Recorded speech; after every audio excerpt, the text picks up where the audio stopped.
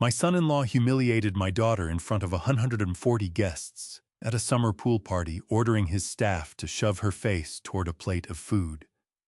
He thought he'd crushed her completely and called me a washed-up old man when I stepped in, but he had no idea that the father he'd just insulted had spent 4 months quietly building a case against him. Evidence already loaded, already waiting. And when the screen finally lit up in front of everyone, the truth he'd kept buried for 7 years walked him out of that room in silence. Welcome back to Wise Revenge. I'm glad you're here with me tonight.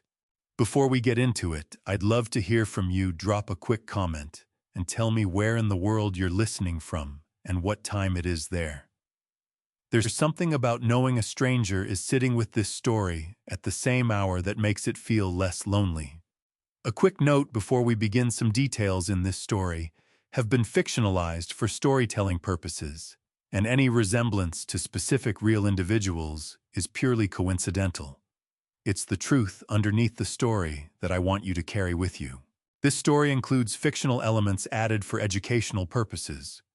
Names and settings are coincidental, but the lessons it carries are real ones you can take with you. Standing at the edge of that pool was never part of the plan. The thought kept returning as I held the stone railing at the back of the terrace, watching a party I had attended in various forms 100 times before and never once felt like I belonged at. String lights rippled gold across the water, flattering light, the kind that smooths over everything ugly underneath. A jazz trio worked through something soft near the far end of the lawn. 140 people in linen and silk performed their laughter at all the correct beats, tilted their heads at all the correct observations. I had built this world, not this specific gathering, not these faces, but the name that put them all in the same yard. Every bit of it had been placed in Ellison Driscoll's hands 11 years ago, handed over like tools to a man you're certain deserves them. There I stood in my dark suit, the one Vivian always said made me look like I meant business, watching what I'd constructed and feeling something cold take up residence in the middle of my chest. Ellison had positioned himself at the pool's edge the way men who've rehearsed confidence always do. He was running a story for a ring of faces I knew from the downtown real estate world, his voice tuned to carry just enough to sound important. The men around him laughed right on cue. 3 feet to his left stood Nadia. My daughter, 34 years old, pale green dress, dark hair pinned back. She had her champagne glass gripped in both hands, fingers locked around the stem the way you grip something when you need an anchor. The smile on her face was familiar. I'd first learned to read it when she was 6. It was the one she wore when she didn't want anyone getting close enough to ask if she was all right. She just needs to remember, Ellison said, pitching his voice so the surrounding tables would catch it, that this life exists because of me. Nadia's chin came up by the smallest fraction, but I had 34 years of watching that face. She turned and met her husband's eyes directly.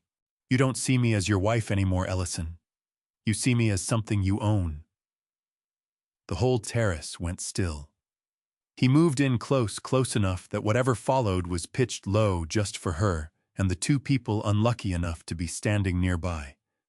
I couldn't reach those words from where I was, but her face told me everything when they landed. Something in it shifted, not the fear I half expected, not the careful performance she'd been sustaining all evening, something older than that, and quieter. The look of a woman who has finally arrived at the far edge of what she'll accept. She spoke 4 words at a volume the nearest 10 people couldn't miss. I want a divorce. The blood went out of Ellison's face. Not rage, something more calculated than that. He'd spent 7 years engineering an arrangement that only functioned with Nadia in place. The asset transfers, the LLC formation, the insurance policy, every piece of it rested on a marriage still valid in the eyes of the law. Divorce wasn't a wound to his ego. It was a wrench thrown into the gears. 14 months of careful moves would need to halt. Reverse be justified, and justification was the one exposure he couldn't afford. He flicked a barely visible nod toward two large men stationed near the pool house, lifted a dinner plate from the table at his elbow, and carried it loosely. I was already cutting through the crowd. Stop! Don't you touch her. The bodies were packed tight. A waiter stepped into my path from nowhere. I went around him and burned 2 seconds, exactly the 2 seconds that couldn't be recovered. His men got to Nadia first. I broke through the final 2 people between us just as one of them was stepping away. Nadia was pulling herself upright. She turned her face to the side for just a beat. Food in her hair, food on the collar of her pale green dress. Her eyes were glassy with tears. She was fighting with every scrap of will she had. Back straight, chin forward, not giving an inch. She was the most heartbreaking sight I had ever set eyes on. Ellison came toward me at an easy pace, working a jacket lapel back into place. "What do you think you can do?" Something almost like curiosity in the way he said it. "You're just a washed-up old man, Gerald." My hands had started shaking.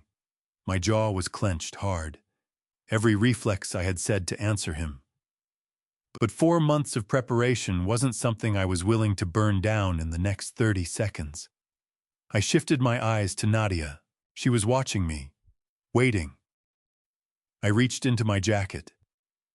I pulled out my phone, found Colin's name and hit call. "It's time, son." He picked up before the ring had finished. "I see you," he said, voice flat and quiet, the tone of a man who'd been holding his position for 2 hours. "Rosemary's ready? Say the word." I looked back at Ellison. Still standing there, that same cold, settled satisfaction on his face, tugging at his cuff, as though he'd just closed a deal that had mildly held his interest. Around him, 140 people were working hard to look at anything other than my daughter. I looked at Nadia again. She hadn't moved from the spot where his men had left her, standing straight up, chin-up, arms loose at her sides. Now the champagne glass gone, surrendered, somewhere broken or set down, it made no difference. There was food in her hair and across the collar of her pale green dress, and she wasn't moving, wasn't crying, wasn't looking at Ellison. She was looking at me. That was the only thing that existed in that moment. "Hold position," I said low into the phone. "Not yet." I caught Colin's breath on the line. "Copy, you have speed. Nothing else." 15 years, side by side, and I had never needed to walk him through a call twice. He didn't ask. I put the phone away. I covered the distance between Nadia and me, and I laid my hand on her shoulder, and unlike that coffee shop in Montrose 3 months back, unlike the careful wall she'd kept up for 6 years, she let it stay. "Come with me," I said. She came. We moved to the far end of the terrace, away from the crowd, and away from Ellison's voice, which had already restarted behind us. Already reorienting, already sourcing the next audience, the next line, because that particular engine never idled. We passed the jazz trio, who had gone quiet on their own, without a word from anyone. We passed the catering staff, who found the ground very interesting as we went by. 3 stone steps down to the pool level, where the lights still hung gold above the water, and the jasmine was thick in the warm air, and the sound of 140 people felt like something from another world. Nadia settled at the pool's edge. Her heels came off. She rested her feet on the first step, where the water moved in small, slow pulses against the tile. She stayed like that without a word for a long stretch. I sat beside her and kept my silence as well, because Vivian had taught me 34 years of raising this woman, had confirmed that certain silences aren't voids. Some silences are where the real work gets done. Then Nadia turned to look at me with her mother's eyes and asked the question I'd spent 4 months bracing to hear. "How long have you known?" I looked at my daughter, food still caught in her hair chin, still level hands gone still in her lap at last, and thought, this is it. This is where everything begins. For months, I told her. Though to do the answer justice, I'd need to start further back than that. She drew her knees up to her chest and locked her arms around them. Then tell me, she said. So I did. All of it from the start. To make sense of that night, you first need to sit with something I carry no pride about. I created Ellison Driscoll. Not in the loose way people mean when they say they shaped someone, guided someone, gave someone a leg up.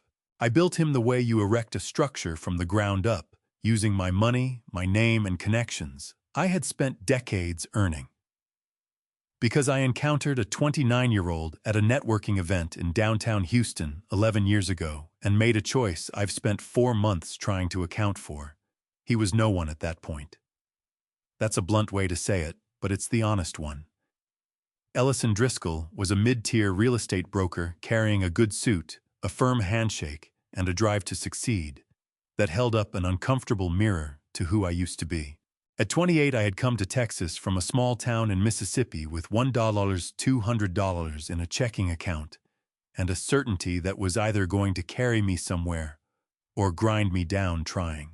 35 years went into learning the difference between the hunger that builds something lasting and the kind that simply devours everything in reach.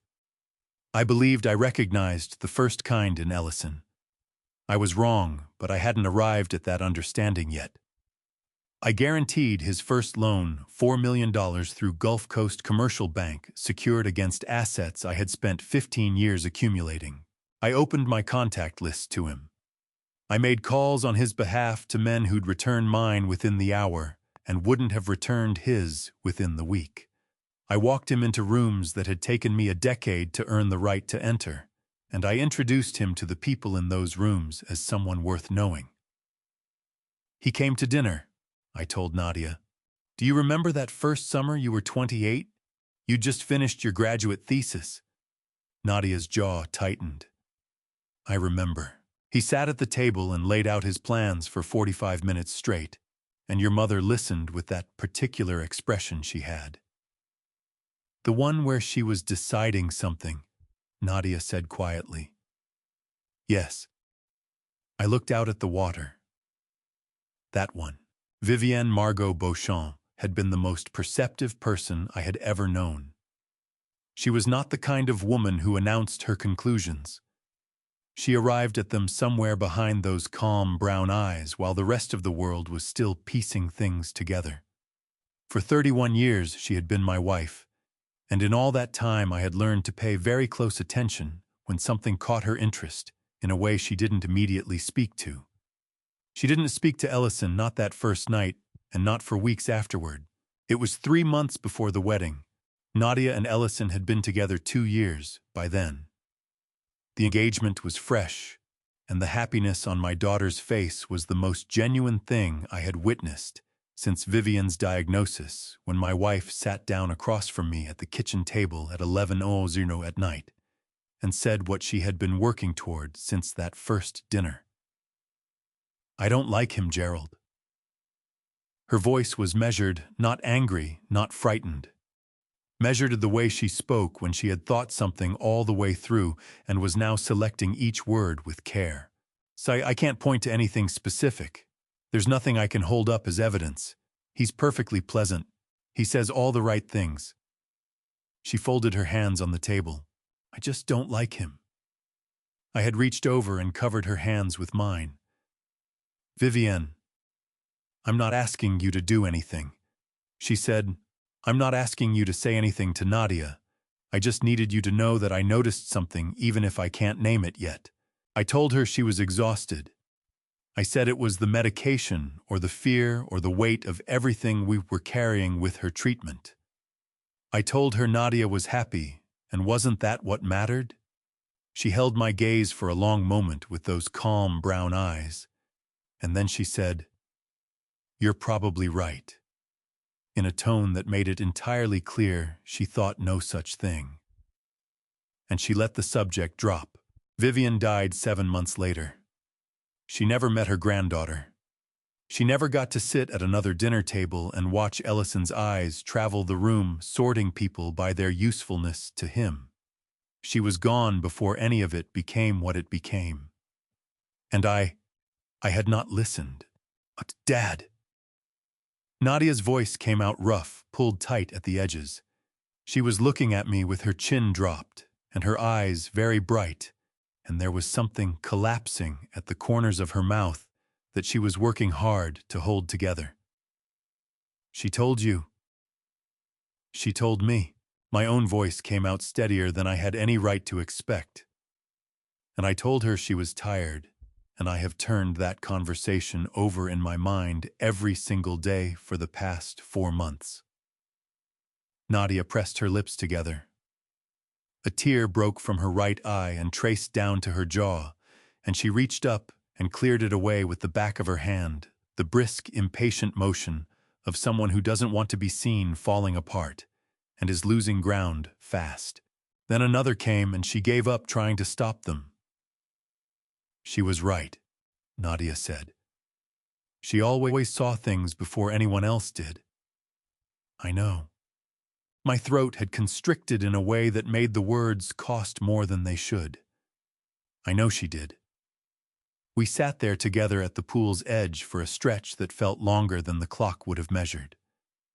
My daughter weeping quietly beside me, the water ticking softly against the tile, the catering staff moving in the background, with the practiced invisibility of people trained not to register what they're not supposed to see. Then I told her about Rosemary's call about walking into the office at 10:00 on a Thursday evening 4 months ago to find a single printed page waiting on my desk. A real estate transfer document, a property in the Woodlands, a company name I had never encountered, Ridgeline Holdings. Nadia went very still. I didn't know what it was at first, I told her. But I knew it had no business existing, and I knew your name had no business appearing on a transfer document going to somewhere I'd never heard of. I looked at her, so I called Colin. Nadia uncurled herself from the step. She planted her feet flat on the pool's edge, sat up straight, and looked at me with the expression of someone who has just grasped that the ground beneath them is not what they believed it was. "Tell me everything," she said. The tremor had left her voice. It was low and clear and carrying the weight of complete certainty. "From the beginning. Don't leave anything out." I looked at my daughter, 34 years old. Vivian's eyes, chin-level hands, steady in her lap, and I thought, there she is. There is the woman Vivian always knew she would become. "I won't," I said, and I began. The facts first arrived on a Thursday evening in February. That detail matters because Rosemary Dunfield does not call me after 7:00 unless something has gone wrong. In 22 years, working side by side, I can count on one hand the times she has reached out to me outside business hours, and every one of those times she was right to do it. So when my phone rang at 7:43 on a Thursday evening, and her name came up on the screen, I didn't send it to voicemail. "Mr. Beauchamp."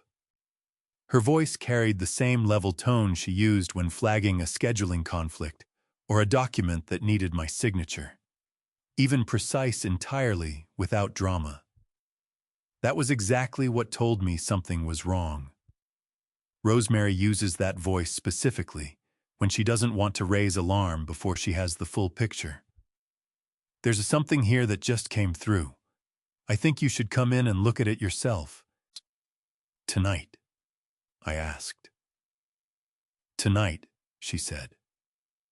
I was at the office by 8:15. She had left the document exactly where it had come out of the machine, on the small table next to the fax unit in the administrative wing, which no one used anymore, except to receive correspondence from older firms that hadn't made the move to digital. She had not touched it. She had made no copies.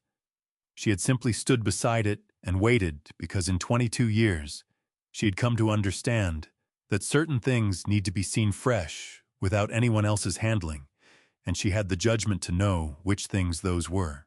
It was a single page, a real estate transfer agreement for a condominium investment property in the Woodlands, a property I recognized immediately. I had acquired it as part of a portfolio purchase 7 years ago and transferred it to Nadia as part of her inheritance planning. The document listed the current owner, Nadia Beauchamp Driscoll, and the receiving party for the transfer, Ridgeline Holdings, LLC. I had never heard that name in my life. "Do you know it?" Rosemary asked. She was standing 2 feet away, watching my face the way she always did when she needed to read a situation quickly. "No," I said. "Get me Colin." Rosemary had him dialing before the words were fully out of my mouth. Colin Beauchamp picked up on the second ring, and the moment I described what was in front of me, I could hear his whole mode of listening shift, that unmistakable gear change when a fraud attorney drops whatever else he was holding and goes completely still with attention. He arrived at the office in 35 minutes dinner clothes, still on tie, hanging loose laptop under his arm, like a weapon he knew how to use. He pulled a chair to the conference table and went straight to the Delaware Division of Corporations database, because Delaware is the destination when you need a company formed fast and want the ownership buried. The state engineered its incorporation laws, that way deliberately quick filings, records that resist scrutiny, which accounts for why roughly 2/3 of Fortune 500 companies are incorporated there, and why it serves equally well as the preferred jurisdiction for people moving assets in the dark. Ridgeline Holdings LLC came back in under a minute. Filed. Registered. Registered agent, a Wilmington law firm. Colin placed immediately, a factory operation, hundreds of LLCs a year, the kind that treats questions as an inconvenience. Listed owner Rupert Driscoll. Colin's eyes came up from the screen. "Rupert Driscoll, isn't that Ellison's cousin?" I said. "Grew up together. He's out in Tucson." Something shifted in Colin's jaw. He swung the laptop around to face me and put his finger on the formation date without speaking. I leaned in, read it, and had to sit back down. The LLC had been formed 3 days after my daughter's wedding. 3 days. Ellison had stood at an altar before 200 people and spoken vows in a church his own grandfather had helped build. And 72 hours after that, he was filing papers in another state, setting the machinery in motion to guarantee that when the moment came, Nadia would end up with nothing. He had this planned before the ceremony even happened, I said. The words left me slowly, my mind still catching up behind them. I noticed my hands were pressed flat against the conference table, pushing down harder than made any sense, as though I needed the surface to hold still beneath me. Before the vows were exchanged. Before any of it. "That's what the date tells us," Colin said, careful voice, watching me the way you watch someone absorbing a blow that hasn't fully registered yet. "Uncle Gerald, I need you to let me keep pulling before either of us decides what this means." "Pull," I said. "Everything." For the next 3 hours, he didn't stop. Building the case brick by brick, transaction by transaction, the way you do it right. Methodically, letting one confirmed fact open the door to the next, rather than leaping ahead to conclusions. I sat across the table and watched him work. Rosemary brought coffee at some point, set a cup in front of each of us without a word, and the building grew quieter as the floors emptied out around us. What had assembled itself on Colin's screen over those 3 hours was the most coldly deliberate thing I had ever laid eyes on. The Woodlands condo. The property on the document was mid-transfer to Ridgeline Holdings, still in motion, not yet finalized. A second investment property in the Woodlands. A mixed-use building I had helped Nadia purchase 3 years into her marriage was already 60% through its own separate transfer. That paperwork had been set in motion 8 months back, advanced in careful increments designed at every step to stay below the automatic flags that banks and title companies rely on to catch transactions that don't look right. And the joint brokerage account, the one holding money Vivian had set aside for Nadia in the last year of her life, money Vivian had named explicitly in her estate documents as her daughter's, had been drained to less than 15% of what it once held. 8 months of withdrawals, each one calibrated to stay beneath the threshold that would trigger a report. Ellison had taken Vivian's money not with a single transfer that someone might catch and reverse, but through dozens of small, deliberate, patient moves. The way you empty a reservoir through a crack in the wall rather than opening the gate. I got up from the table and crossed to the window. Houston lay spread below me, dark and burning with light, and I stood there, hands in my pockets, my throat doing something I couldn't quite name, and I heard Vivian's voice in my head. The kitchen table, 11:00 at night. I don't like him, Gerald. And I remembered covering her hands with mine and saying she was tired. Behind me, Colin said, "There's more." I didn't move right away. I stood there for 3 seconds and let myself be someone who didn't yet know the rest of it. Then I turned around. "How long?" Colin checked the screen, then looked at me. "At the pace things are moving, 6 weeks. Maybe slightly under. A beat. If he realizes anyone is watching, if he decides to push it through faster, that window shrinks. 6 weeks. 35 years in this business meant I understood what that time frame actually contained. Not comfort, but a door still open, one that would swing shut on its own schedule regardless of whether I was positioned to act. "Then tonight is when we begin," I said. "All of it. Every document, every transfer, every entity with Rupert Driscoll's fingerprints on it. I want to understand exactly what Ellison constructed and how each piece fits together. And I want the documentation solid enough to survive a Texas courtroom." Colin's fingers were already moving. "One more thing I need to run down," he said. The transfer document on the Woodlands condo, the one that ended up on your desk tonight." He looked up briefly.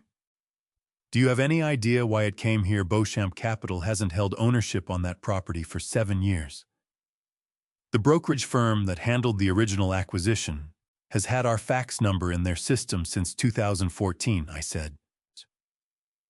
Stale contact data, never corrected. Ellison's title company ran the transaction through the same firm, the same one I brought him to 9 years ago, back when I was still propping doors open for him at every turn. The document followed the address the system had on file." Colin nodded, logging it. "So it wasn't supposed to land here?" "No," I said. "It wasn't." I looked at the single printed page sitting at the corner of the conference table. One document, one wrong entry in an outdated directory. Ellison had invested 14 months in building something meant to stay invisible, and the first seam to split open had come from a data entry error in a contact file nobody had thought to refresh. "Start with the complete corporate structure of Ridgeline Holdings," I told Colin. "Every account it connects to, every property, every transfer, and I want a full picture of Rupert Driscoll's communications." "Already on it," Colin said. I reached for my coffee. Stone cold. I finished it anyway, standing at the glass, the city burning below, and sat with the thought, 6 weeks. 6 weeks before everything Nadia owns gets absorbed into a company name she's never encountered, managed by someone she's never been in a room with, all of it orchestrated by the one person she has given her complete trust. 6 weeks wasn't generous, but it was something. We went through the night without stopping. I'd done it before, early Beauchamp Capital years, when a deal was in its final hours, and the paperwork had to be airtight, and I was the only set of eyes left to verify it. But the texture of those nights was different. The exhaustion of building carries a particular weight. You fall into bed, depleted, and rise with something real to show for it. What we were doing now had no resemblance to that. We weren't constructing anything. We were digging down through layers, and each layer we cleared away exposed something uglier than what came before. Colin worked with the concentrated precision of someone who has spent 15 years handing evidence packages to federal prosecutors, and he delivered each new finding in the same measured, unhurried voice he might use reading a weather report. Not because the gravity of it escaped him, because he understood that what I needed from him was clarity, not shared outrage. I was generating enough outrage on my own. By midnight, the full scope was visible: what Ellison had already moved, and what he still needed to move. The River Oaks house where Nadia lived, where she made Sunday dinners and worked in the garden on quiet mornings, and kept a third-floor studio she hadn't set foot in for 2 years, because Ellison had dismissed it as impractical. That house was in the middle of a title transfer to Ridgeline Holdings, filed 6 weeks ago.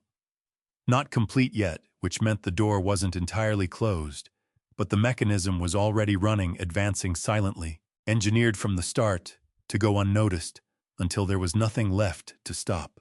The Woodlands condo, the one on the document, was further along, 80% transferred, maybe more by that point.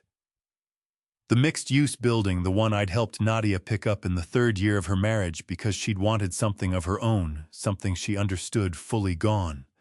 Already sitting in Ridgeline Holdings' name with Rupert Driscoll listed as managing member, signed and recorded beyond any reach, unless a Texas court agreed to unwind it as a fraudulent transfer under the Uniform Voidable Transactions Act.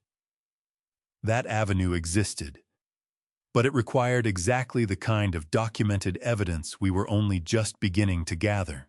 Then there was the investment account. Colin pulled the transaction history and slid the laptop in front of me without commentary.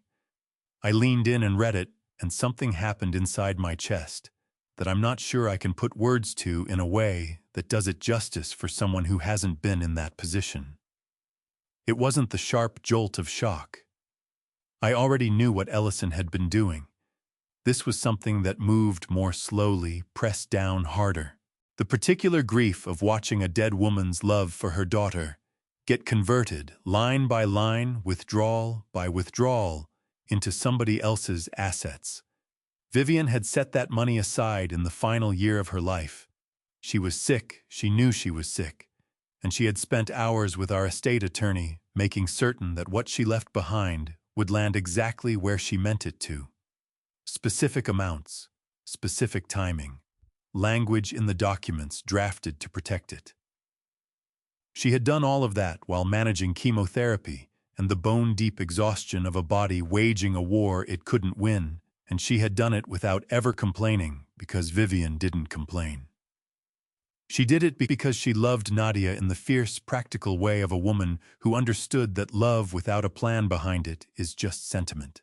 Ellison had stripped that account in 43 separate transactions over 8 months, never exceeding $9,000 at a time, always landing just beneath the $10,000 threshold that triggers mandatory reporting to federal regulators under the Bank Secrecy Act. The practice has a name: structuring, and it tells you something essential about the person employing it. They knew what they were doing, they knew it was wrong, and they had taken the time to learn how to do it without leaving obvious tracks.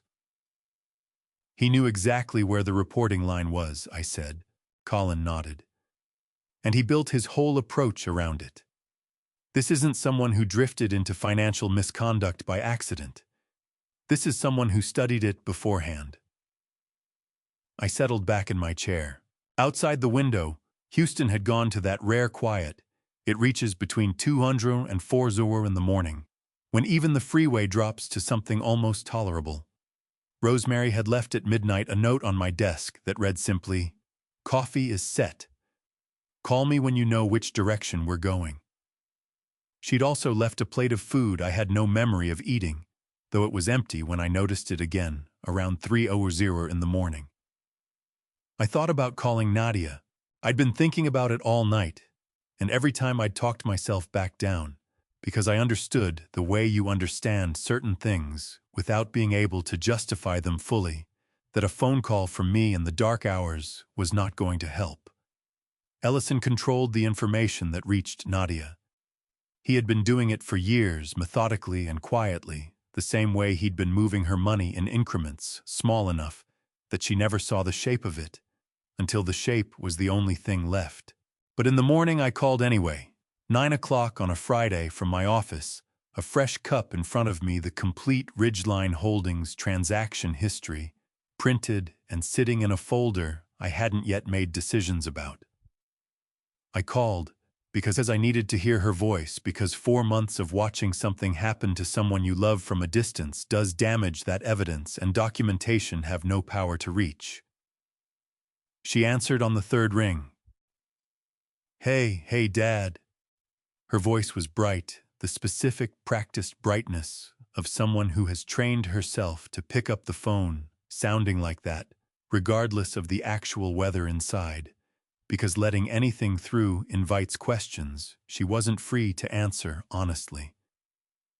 "Hey, sweetheart." I kept my own voice level. "Just calling to check in. How are you doing?" "Good."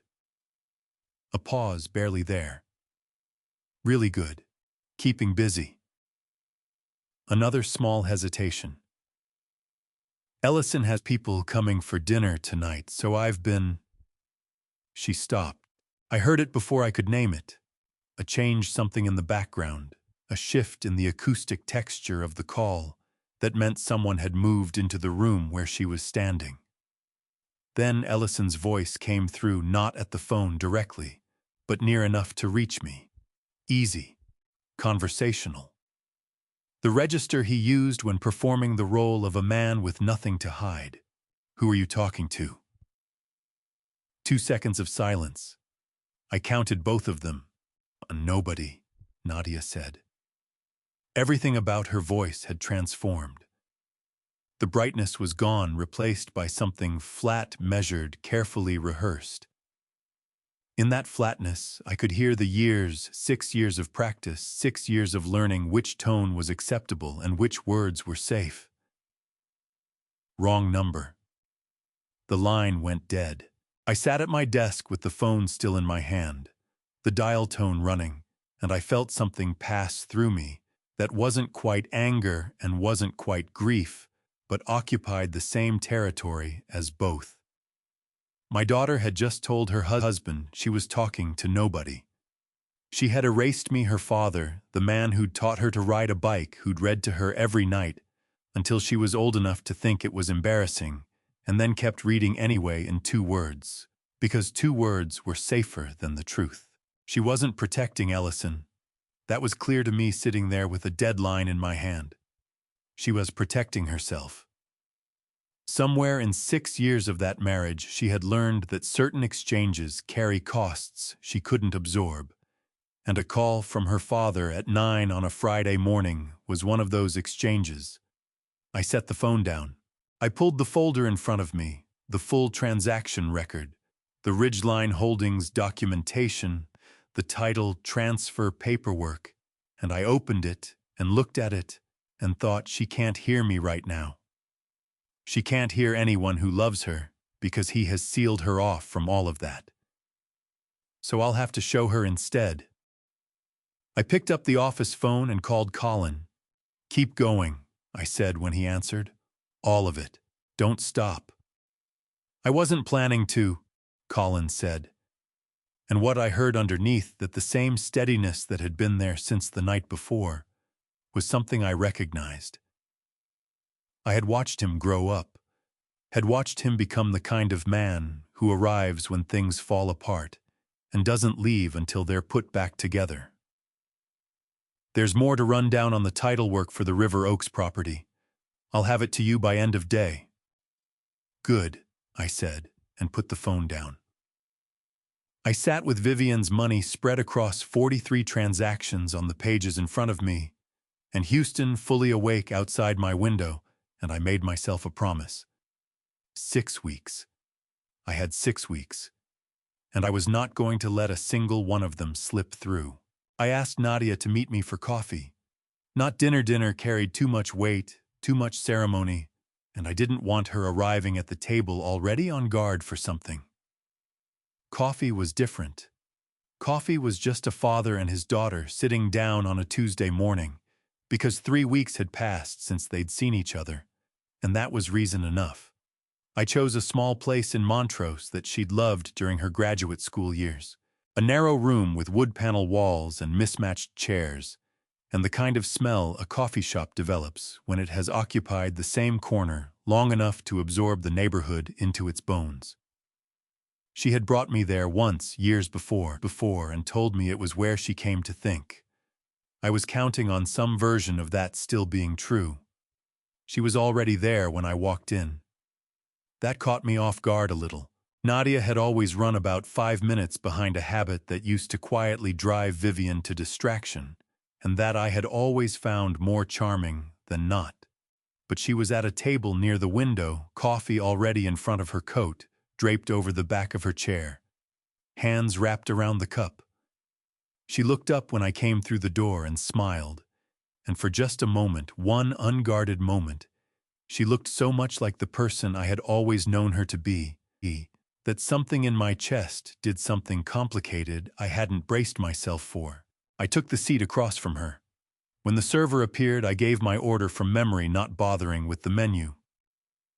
"You look tired," Nadia said. "It's been a busy stretch," I told her. "How are you holding up?"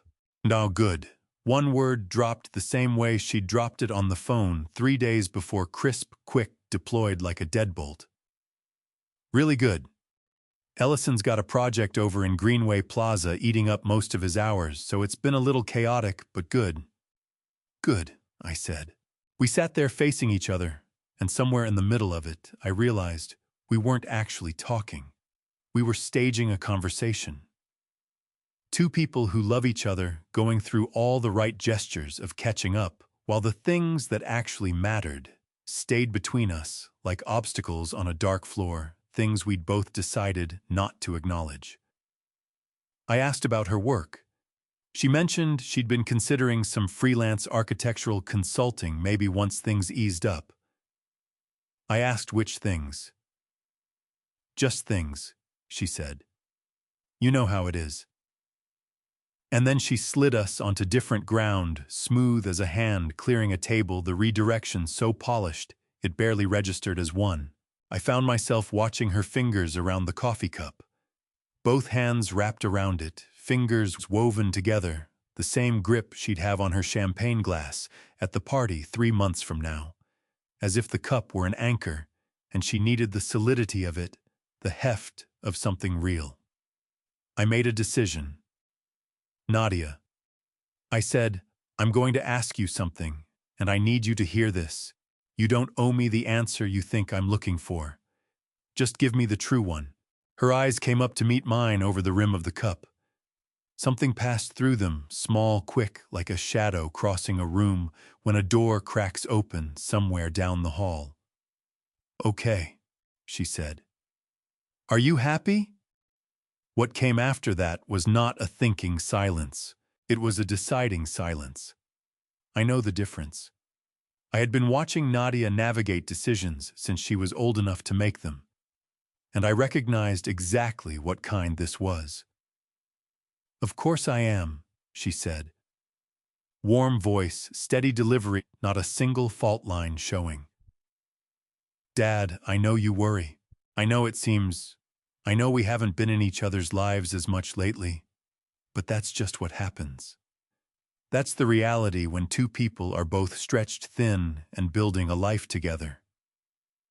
"Are you building a life together?" I asked. A beat of silence, just barely there. "What's that supposed to mean?" "It means I want to know what things actually look like for you," I said. "Not the version you put together when you think I need to feel better. The one that's true." Something traveled across her face, close to pain. Or close enough to pain that the difference didn't matter. She caught it before it landed and put it somewhere I couldn't see. She set her cup down and studied the table for a moment, then lifted her eyes back to mine, wearing a smile that stopped well short of reaching them. You're doing that thing again, she said, where you've already decided you understand my life better than I do. Could be, I said. Or I'm your father and I've been reading your face for 34 years. Dad, when's the last time you spoke to Audra? She asked. Audra Calloway had been Nadia's closest friend, going back to their first year at Rice University, a decade of being inseparable. And yet her name hadn't crossed Nadia's lips in over 2 years, not once that I'd heard. Nadia's hands shifted in her lap, a small reflexive adjustment gone almost as soon as it started. We've grown apart a little. It happens to people. And the work. That firm over in Bel Air you were consulting with. I stepped away from that.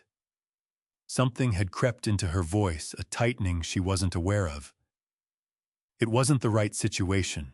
Ellison felt. She cut herself off. Ellison felt what? I asked, keeping my voice even. She lifted her coffee cup again. It just wasn't the right fit, she said. That's all. I looked across that small table at my daughter, 34 years old, Rice University graduate. A woman who had once stood in front of a roomful of architects, who had twice her years on them, and walked them through a structural design proposal without so much as a tremor.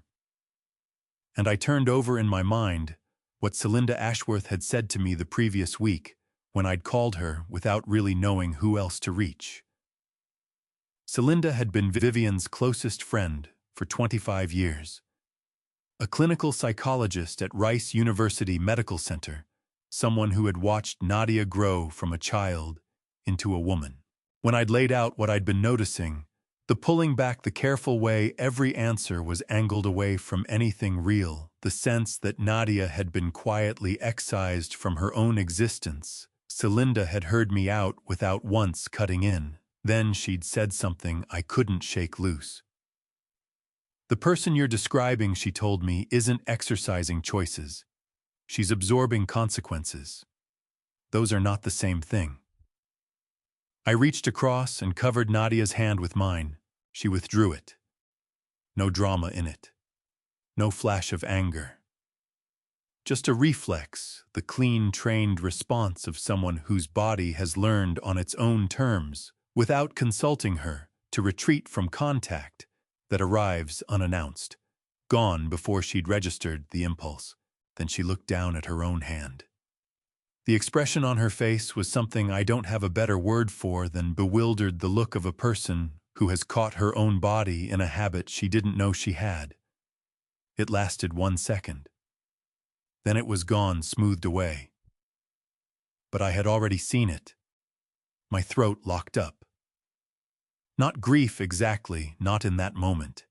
Something more like the arrival of certainty, the kind that forecloses every last comfortable story you've been quietly telling yourself for 2 years. What 6 years inside a life with Ellison Driscoll had done to my daughter's nervous system. She hadn't flinched away from me specifically. She'd flinched away from anyone closing in without warning. Her body had filed that lesson somewhere beneath thought, because beneath thought was where it was safest to keep it. I should probably head out, Nadia said, voice completely ordinary. Her hand was already reaching for her coat. Every movement measured, unhurried, and exit executed the same way she'd executed this entire conversation. Clean. No gaps. Ellison has people coming at noon, and I promised I'd be home by 11:30. Nadia. It came out rawer than I meant it to. She went still. Standing there with her coat half off the back of the chair, eyes on me, steady and exhausted in a way that had nothing to do with the hour. "Dad," she said. And in that one word, not cold, not annoyed, but soft in the particular way of someone shielding you from something they've decided you can't carry, I heard everything the rest of her sentences weren't going to say. 6 years of it compressed into a single syllable. "Please don't make this harder. I can manage." She walked out, I stayed at the table long after the door had closed behind her. The server came back and topped off my coffee. I thanked him and left it sitting there. Through the window, Montrose was going about its Tuesday dog walkers, a stroller or two. A man in paint-flecked jeans balancing 2 coffees in a cardboard carrier.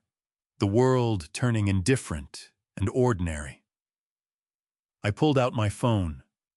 Found a name I hadn't dialed in nearly a year, Dr. Celinda Ashworth, Vivian's closest friend, among the most respected clinical psychologists in all of Texas. First ring. She answered.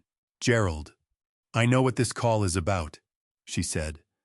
Her voice held both warmth and a kind of measured caution, and no surprise at all. "I saw Nadia last week. You need to come in. What I have to say to you isn't something I'm willing to put through a phone." My grip on the handset went tight enough that my knuckles ached. "I'll be there this afternoon," I said. Celinda Ashworth kept her office on the 4th floor of the Baker Institute at Rice University Medical Center, a building I have never been able to enter without thinking of Vivian. Not because Vivian had been a patient there, but because she'd gone as a guest, slipping in to sit in on a lecture series Celinda had put together in the year before the diagnosis. She'd come home from those afternoons with a particular light in her eyes, the kind that meant she'd just spent 2 hours with ideas that were bigger than the everyday. The office itself was small and deliberately unhurried, 2 chairs set at an angle toward each other. A low table with a plant that looked as though it had claimed its spot 20 years ago and never had any intention of leaving. Shelves of books that were obviously used, bindings, broken pages bristling with paper clips and sticky notes. A window gave out onto the campus, and beyond it, in the middle distance, the afternoon sky deepening to blue. Celinda was 55, silver-haired, and carried about her a quality of stillness that you only develop after spending 3 decades in a room with people who are in real pain, the understanding that going quiet is sometimes the most generous thing you can offer. She had known Vivian since graduate school. In this same building, a different wing, she had sat beside Vivian and held her hand on the day the oncologist said the word terminal. She had stood next to me at the graveside and offered nothing but presence because she was wise enough to know that some moments don't have room for words. She rose from her chair when I came through the door and took my hand in both of hers, not her usual greeting, and the departure from habit told me before a single word was spoken that this was not going to be a comfortable conversation. "Sit down, Gerald," she said. I sat. She settled across from me, hands folded in her lap, and held my gaze for a moment, with the look of someone who has already decided that softening what she's about to say won't actually do either of us any good. She went with honesty. "I have to be careful here," she said. "Nadia came to me of her own accord, and what gets said in this room is hers to keep. I won't cross that line. But I can tell you what I observe as a clinician, and what I observe worries me in ways I can't set aside." "Tell me," I said. Celinda drew a breath. "What Ellison has been doing to Nadia has a name," she said. "It's called coercive control. Not a single incident, not a flare of temper, a sustained, deliberate pattern aimed at eroding another person's independence, cutting them off from everyone who cares about them, and engineering a dependence that keeps them in place. She let that settle. It leaves no bruises. It never shows up in an emergency room. From the outside, it's invisible, which is precisely what makes it so effective." I thought about Nadia's hands wrapped around that coffee cup that morning. Both hands, always both. "Walk me through the pattern," I said. "I need to see what I've actually been looking at." Celinda nodded. "It tends to begin in small ways," she said. "A remark, a gentle suggestion. Something like that friend of yours doesn't seem like the best influence on you. Or I worry that the job is putting too much strain on us. Each piece of it standing alone sounds like care. It can even sound like love." You only see the mechanism when you pull back far enough to take in the whole picture. The whole picture, I said. Here's what the whole picture looks like, Celinda said. Over 6 years, Nadia has lost every close friendship she had, not by choice, but because sustaining those relationships became a cost she couldn't keep paying.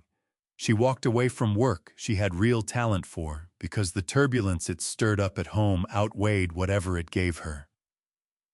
She stopped reaching out to you, pulled back from family, stopped making any plans that didn't have Ellison at the center, not because she wanted to, but because doing otherwise was never worth what came after.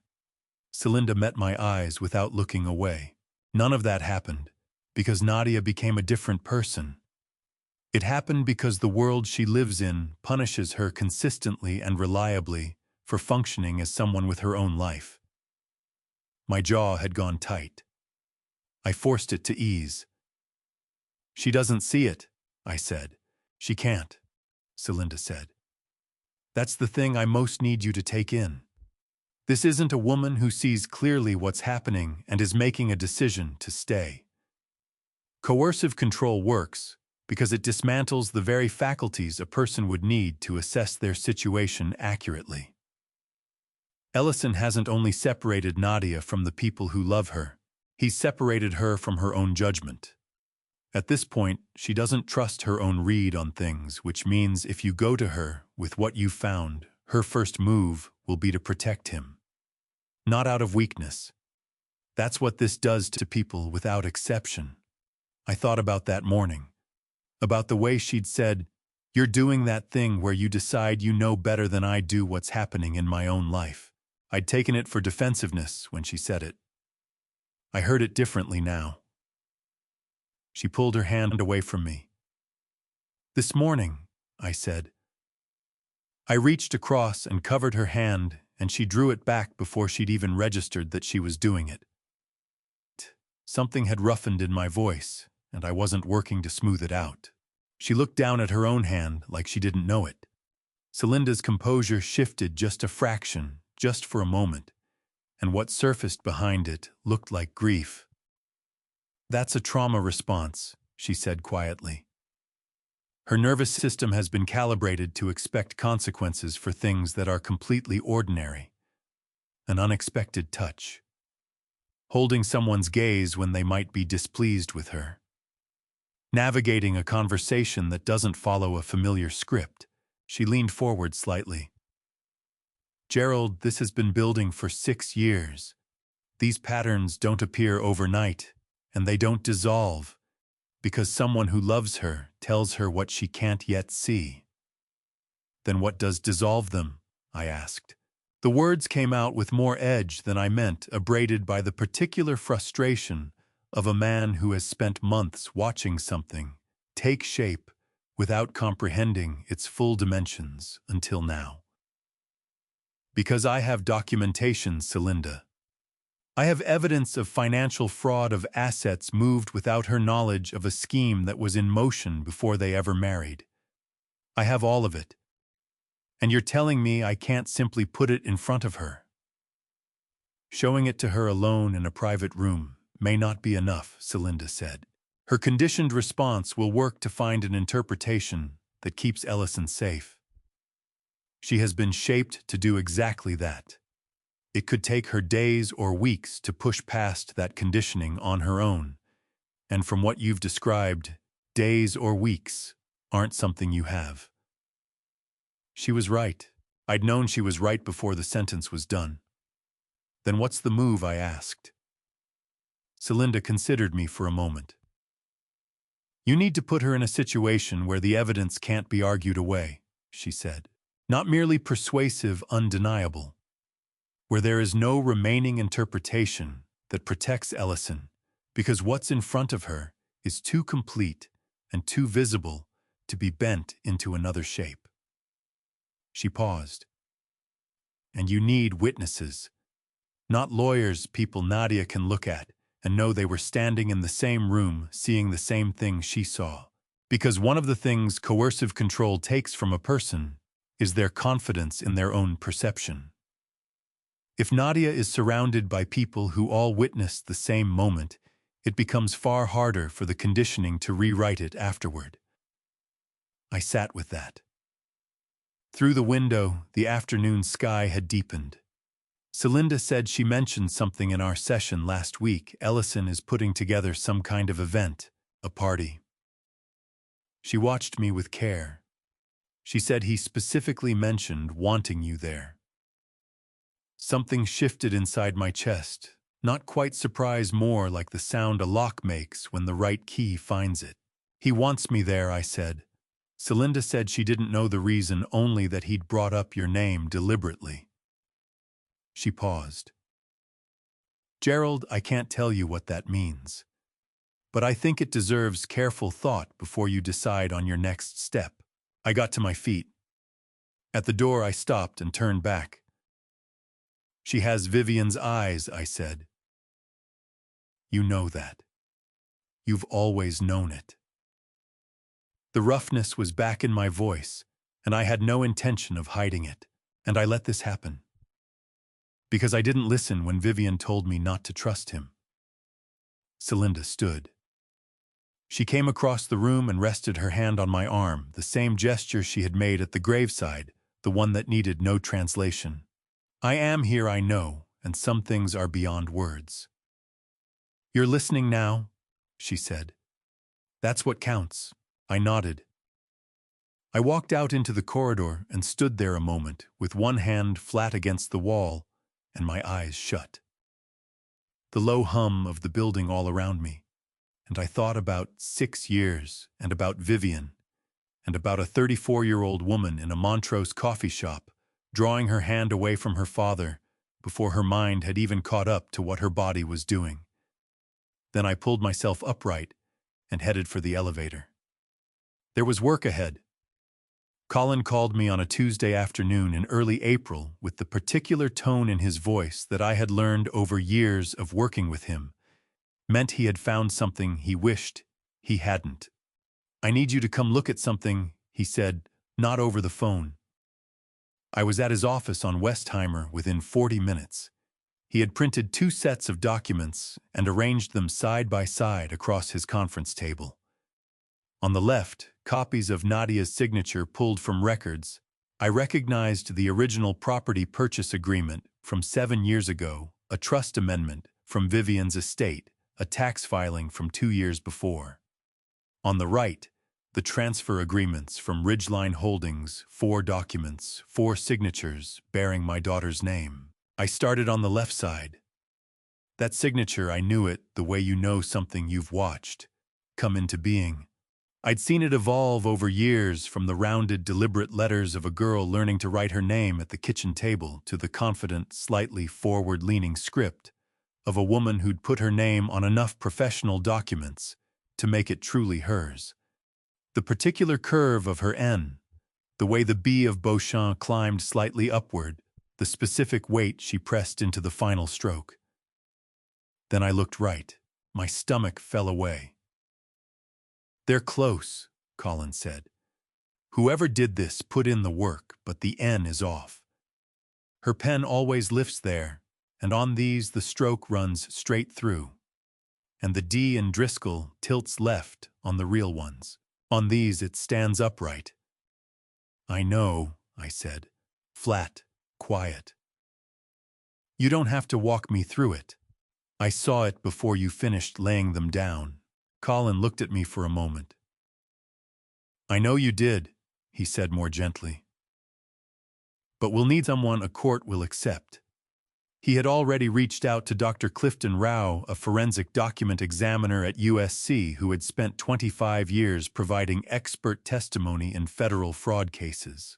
Dr. Rao studied the documents for 3 days and came back with a report that carried the particular certainty that only scientific findings can carry. The signatures on all 4 Ridgeline Holdings transfer agreements had not been made by the same hand as the comparison documents. The differences in pen pressure, stroke sequence, and letter construction pointed to deliberate imitation rather than natural variation between signings. Forgery, Texas Penal Code Section 470, a felony. I held that report and read it through twice, and what came to me was a picture of my daughter at 7 sitting at the kitchen table with a sheet of wide-ruled paper, working her name over and over because Vivian had told her that a signature was the one mark in the world that belonged entirely to its maker.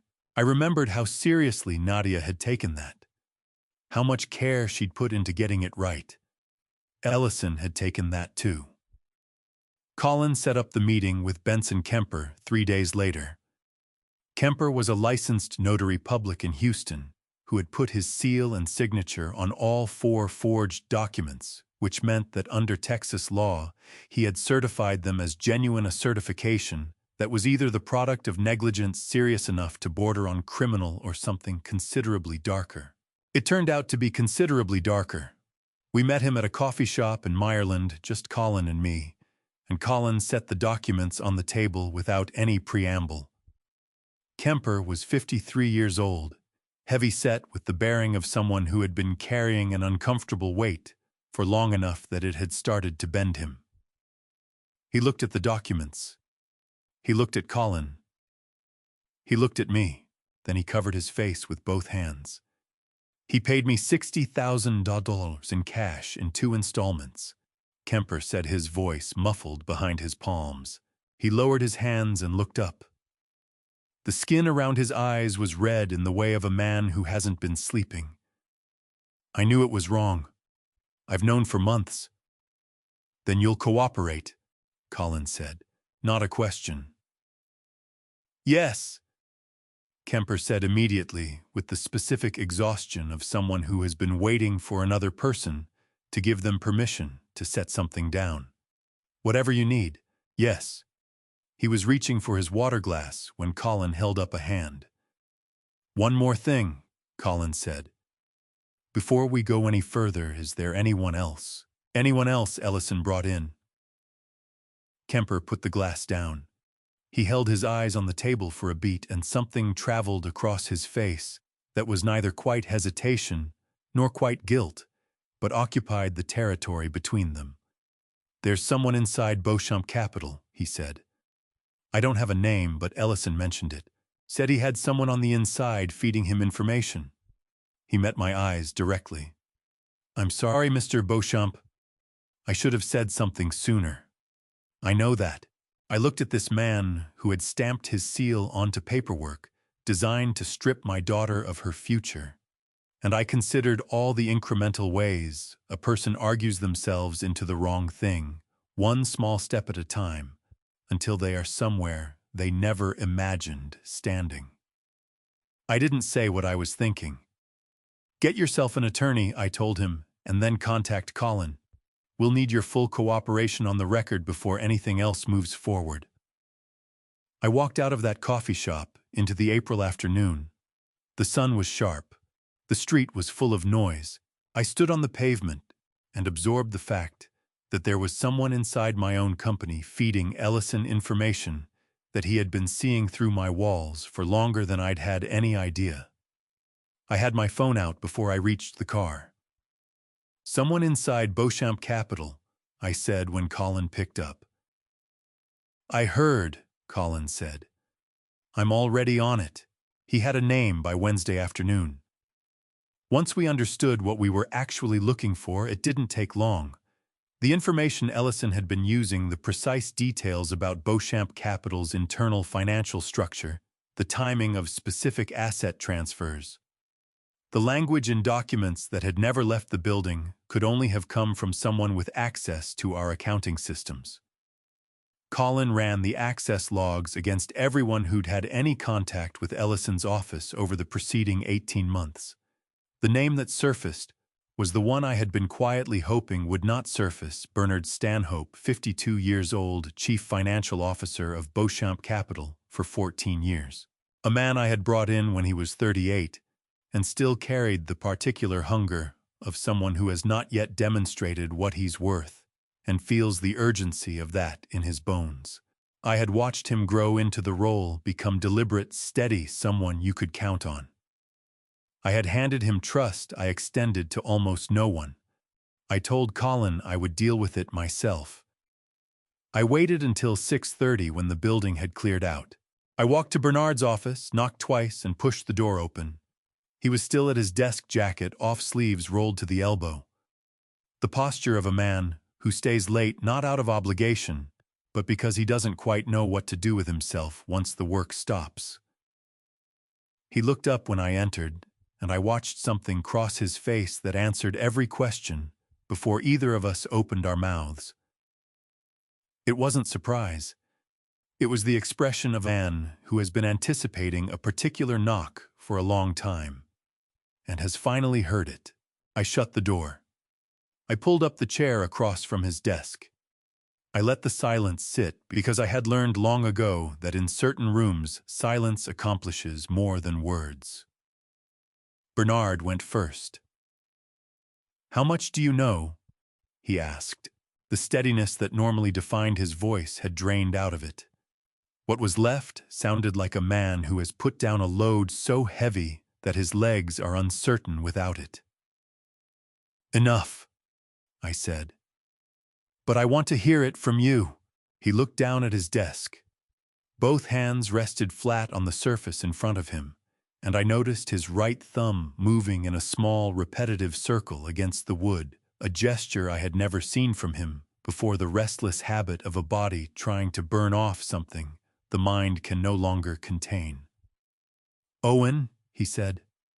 "Tell me about Owen," I said.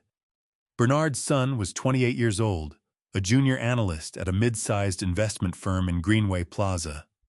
2 years earlier, he had come to his father with an opportunity, a real estate investment deal being assembled by a broker named Ellison Driscoll for a select group of high net worth individuals.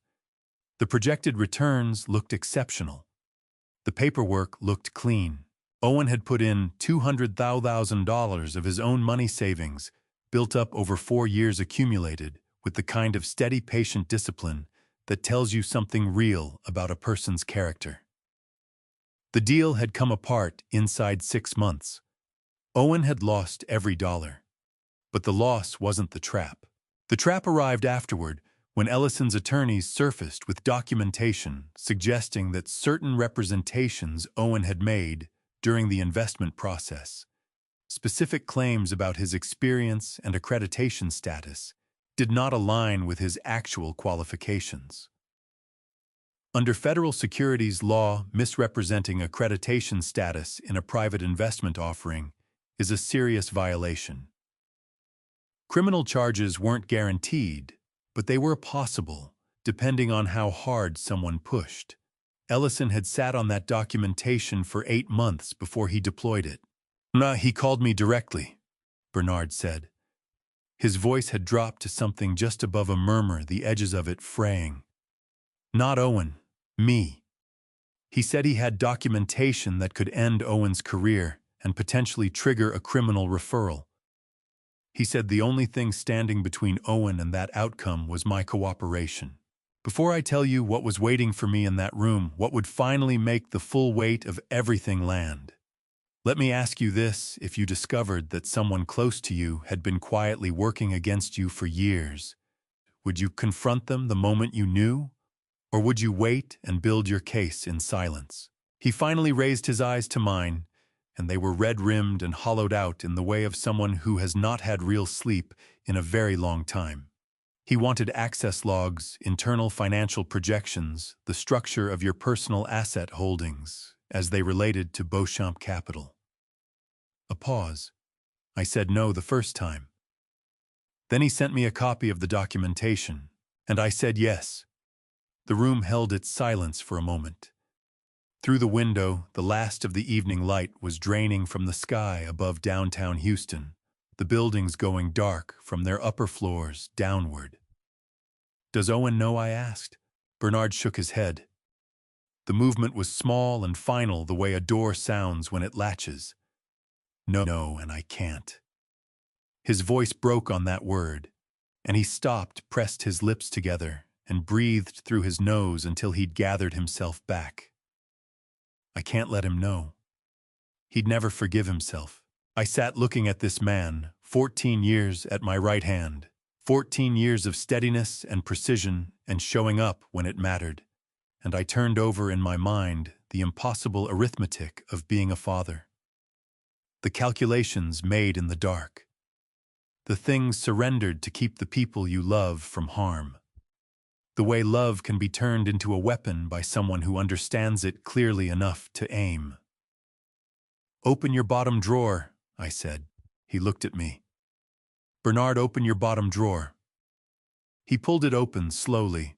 Inside was a manila folder worn at the corners, the kind that has been taken out and put back many times by someone trying to make a decision. "I've been sitting on it for 8 months, he said. "I'm not entirely sure why. Something felt wrong. It always felt wrong, and I kept telling myself." He stopped. "I kept telling myself that if it ever came to this, I wanted to have done at least one thing right." I reached across and took the folder. Inside were printed copies of internal accounting records showing unusual payment patterns, specifically a series of monthly transfers from a Driscoll Premier Properties corporate account to a premium payment address that matched a life insurance policy. The amounts were consistent. The timing was regular, and Bernard, with 14 years of financial instinct behind him, had noticed that the payment address didn't correspond to any vendor or contractor in Ellison's disclosed business accounts. He had printed the records, slipped them into a folder, put that folder in the bottom of his drawer, and told no one for 8 months. "You understand what this means?" I said. Not a question. "Yes," Bernard said. "You're going to keep coming in every morning," I said. "You're going to do your job exactly as you've always done it. You're going to give Ellison no reason to think anything has shifted. And when the moment comes, and it will come, you're going to cooperate fully with whatever legal process follows." I held his gaze. "Not because I'm asking, because it's the only decent thing you have left." He nodded. His jaw kept working like he was hunting for words and finding only empty space. "Mr. Beauchamp," he said at last. His voice was rough and stripped bare of any defense. "I know it doesn't undo what I did. I know that." I got to my feet. I picked up the folder. I looked at Bernard Stanhope, a man I had trusted, who had broken that trust in the precise way that only happens when someone is driven to a wall they cannot find a way past. And I thought about how Ellison had selected him deliberately, had located the one thing Bernard would not let befall his son, and built his leverage out of it. "It doesn't undo it," I said, "but it helps." I walked out of his office and down the corridor, and into the elevator, standing there with the folder in my hand, watching the floor indicator turning over the same thought. Ellison had known exactly who to pressure and exactly how hard to push. He had executed this with care and precision, but he had not counted on a father who kept records. I did not open the folder until I was back in my own office. I'm not entirely sure why I waited. Perhaps the elevator felt too confined, or the parking garage too exposed, or perhaps some part of me recognized that whatever was in that folder needed to be read somewhere. I could afford to let my reaction show privately. I have spent 35 years building a reputation on the ability to keep my face composed in rooms where the stakes are severe, and walking out of Beauchamp Capital's lobby into that April night with Bernard Stanhope's manila folder tucked under my arm, I was not fully confident that ability was still intact. Rosemary was still at her desk when I came back up. She looked at the folder, then she looked at my face.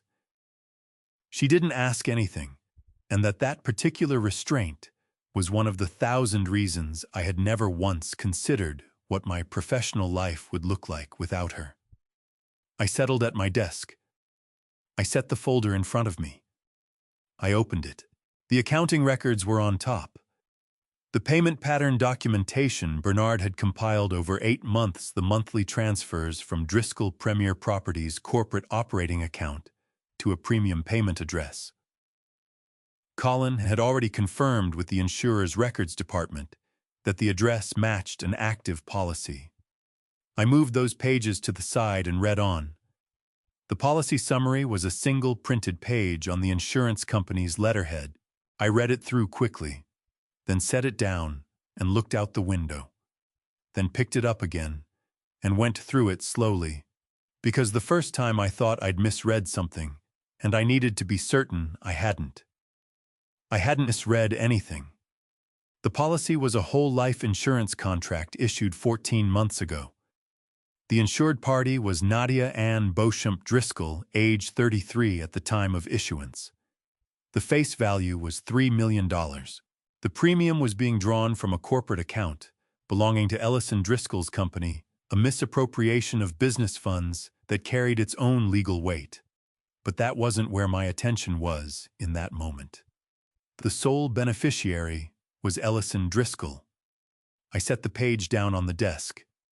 My hands lay flat on either side of it, and I became aware slowly the way awareness arrives when something has already been true for several seconds before your mind catches up to it, that they were trembling.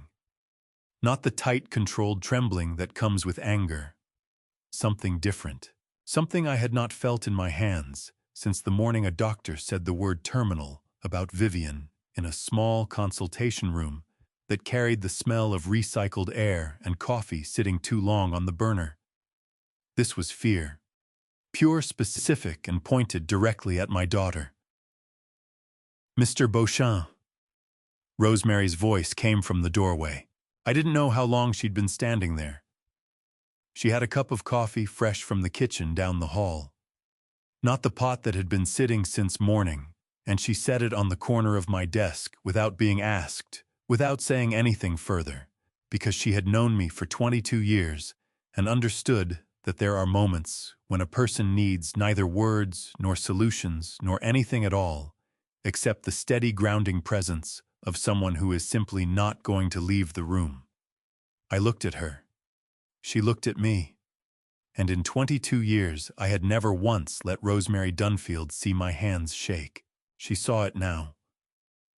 Something moved across her face. Not pity, she was not a woman who traded in pity, but something older and heavier.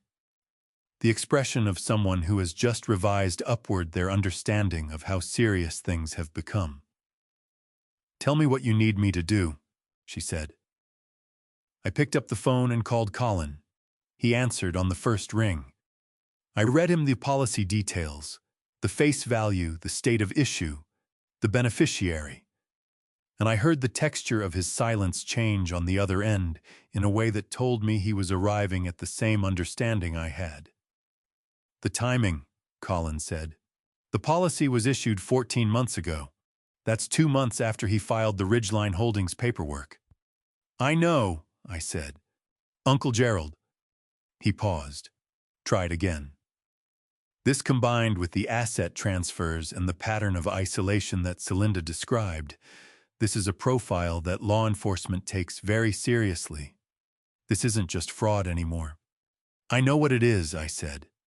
My voice came out steadier than I had any right to expect, which was the only part of me still operating as designed. "I know exactly what it is." After I hung up, I got to my feet and crossed to the window. 22 floors below Houston, moved through its Thursday night headlights, threading the freeway-lit windows in buildings where people were working late, or feeding their families, or settling their children into bed. The ordinary business of the city that had no idea what was resting in a folder on a desk in a building it was driving past. I thought about Nadia at 7 years old flying down the stairs on Christmas morning in socked feet, catching the landing wrong and sliding hard into the wall, and laughing so uncontrollably she couldn't get herself upright. I thought about Vivian scooping her up, and the way Nadia's laughter tangled with Vivian's until you couldn't separate one from the other. I thought about a $3 million life insurance policy issued 14 months ago. How much time before he completes the Ridgeline transfers? I asked Rosemary, who hadn't moved from the doorway. She checked her notes. Colin's estimate is 3 weeks, maybe less if he pushes the pace. Then we have 2, I said. Maybe less. I turned from the window. I looked at the folder on my desk at the coffee Rosemary had brought me at the city beyond the glass, and I made a decision that felt less like choosing and more like recognizing the only door still open, the way certain decisions feel when you have exhausted every reason to postpone them. "Get me everything," I told Rosemary. "Every document Colin has compiled, every transaction record, the Rao report, Kemper's cooperation agreement. Bernard's accounting records, all of it organized, dated, and cross-referenced." I lifted the insurance policy page and slid it back into the folder. "I want to be able to hand it to a Texas Attorney General investigator and have them see the full picture in 20 minutes. "I'll have it ready by morning," Rosemary said. She was already in motion. I lowered myself back into my chair. I picked up the coffee and held it in both hands, the warmth spreading against my palms. Something solid. Something that existed in the real world. And I sat in the stillness of my office while the city moved below me and turned over the fact that the most dangerous thing I had faced in 35 years of business was not a market collapse, not a deal gone wrong, not a rival who wanted what I'd built. It was a man who had looked at my daughter and seen an opening. My phone rang. The number meant nothing to me. Houston area code, but not one I had stored. I nearly let it roll to voicemail. It was past 9 p.m., and I was not in any condition for a routine call, but something pulled me to answer. Instinct, perhaps. Or the heightened attention that settles in when you've been carrying something heavy long enough that your senses begin compensating for the weight. "Mr. Beauchamp." The voice was young, female, careful in the specific register of someone who has rehearsed what they are about to say and remains uncertain they will actually say it. "My name is Soren Farley. I work for Ellison Driscoll." A pause.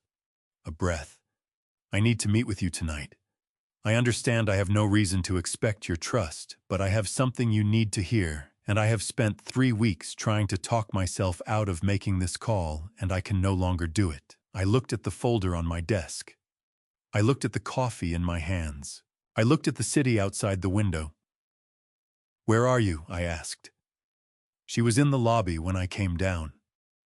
29 years old, dark-haired, still wearing what she'd had on at the office that day, which told me she had not gone home first. She had driven here directly from wherever she had been when she finally stopped putting off the decision she'd been avoiding for 3 weeks. She rose when she saw me holding her bag in front of her with both hands, and she looked at me with the particular steadiness of someone who is genuinely frightened, but has concluded that fear is no longer a sufficient reason to stay silent. "Thank you for seeing me," she said. "Come upstairs," I said. Colin and Rosemary were both still there. Soren sat down at the conference table without being directed, set her bag on the floor, and placed her personal cell phone on the table between us. She looked at each of us in turn. "3 weeks ago," she said. "Ellison called me about his schedule for the following week. It was a standard call. We run through it every Thursday evening. We went over the calendar, confirmed his appointments, and then he said he needed to place another call and would check back with me." She paused. "He didn't end the call. He thought he had, but the line stayed open on my end, and I heard everything that came next." She pressed play. Ellison's voice filled the conference room. Not the voice he used in meetings or at gatherings or in the deliberate managed interactions I had witnessed across years. This was the voice of a man who believed he was entirely alone, and it was colder and more controlled than anything I had heard from him before.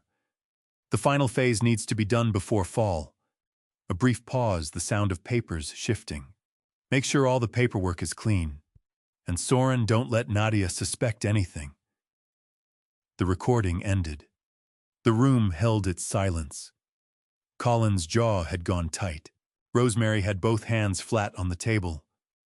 I looked at Soren Farley, this 29-year-old woman who had driven here alone in the night, to sit across from strangers and play a recording, that would cost her the position she had spent 3 years earning, and I felt something move in my chest that wasn't quite gratitude and wasn't quite admiration, but occupied territory close to both. "You were one of the parties on that original call," Colin said, "which means under Texas Penal Code Section 632 this recording is entirely legal. You were on the line. You had every right to hear it." Soren nodded. "I know." I looked it up. She met my eyes directly. "I need to know what you're going to do with this. Before I walk out tonight, I need to know it will be used the right way." "It will be," I said. "You have my word." She held my gaze for a moment, taking its measure, I think, deciding whether that word was worth anything. Then she reached into her bag and placed a second item on the table, a printed document, a summary she had assembled from memory of every conversation she had witnessed or taken part in over the past 8 months that had struck her as wrong. Dates, partial quotes. Names of people Ellison had mentioned in contexts that didn't fit the story he told in public. "I've been keeping notes," she said, "on my personal laptop. Not the work one." A pause. I didn't know what I would do with them. I just knew I had to write it down. Colin picked up the document and began reading, and I watched his face move through the pages, and I could tell from the way his eyes slowed on certain lines that Soren's notes held things we hadn't yet uncovered. I looked at her. "Are you safe going home tonight?" She hesitated just slightly, just enough. I looked at Rosemary.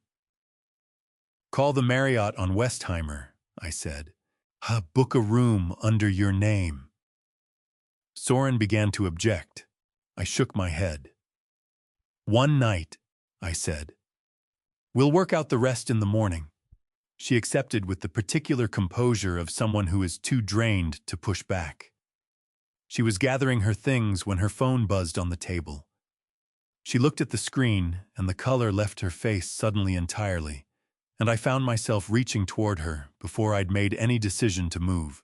She turned the phone so I could see it. A text from Ellison sent 40 seconds ago. "Beauchamp Capital Office tonight." I saw the camera, Soren. I understood at once. Bernard had given Ellison remote access to certain internal systems at Beauchamp Capital, access logs, scheduling feeds, the lobby camera. He had never been specific about exactly what he'd handed over, and I hadn't thought to press. I was thinking about it now. Colin looked at me across the table. "He knows." "Yes," I said. Something settled in me. Not panic, not fear, but the cold, narrowing clarity that arrives when a situation strips away every last ambiguity. Then we move faster. I picked up my phone and called Colin's contact at the Texas Attorney General's office.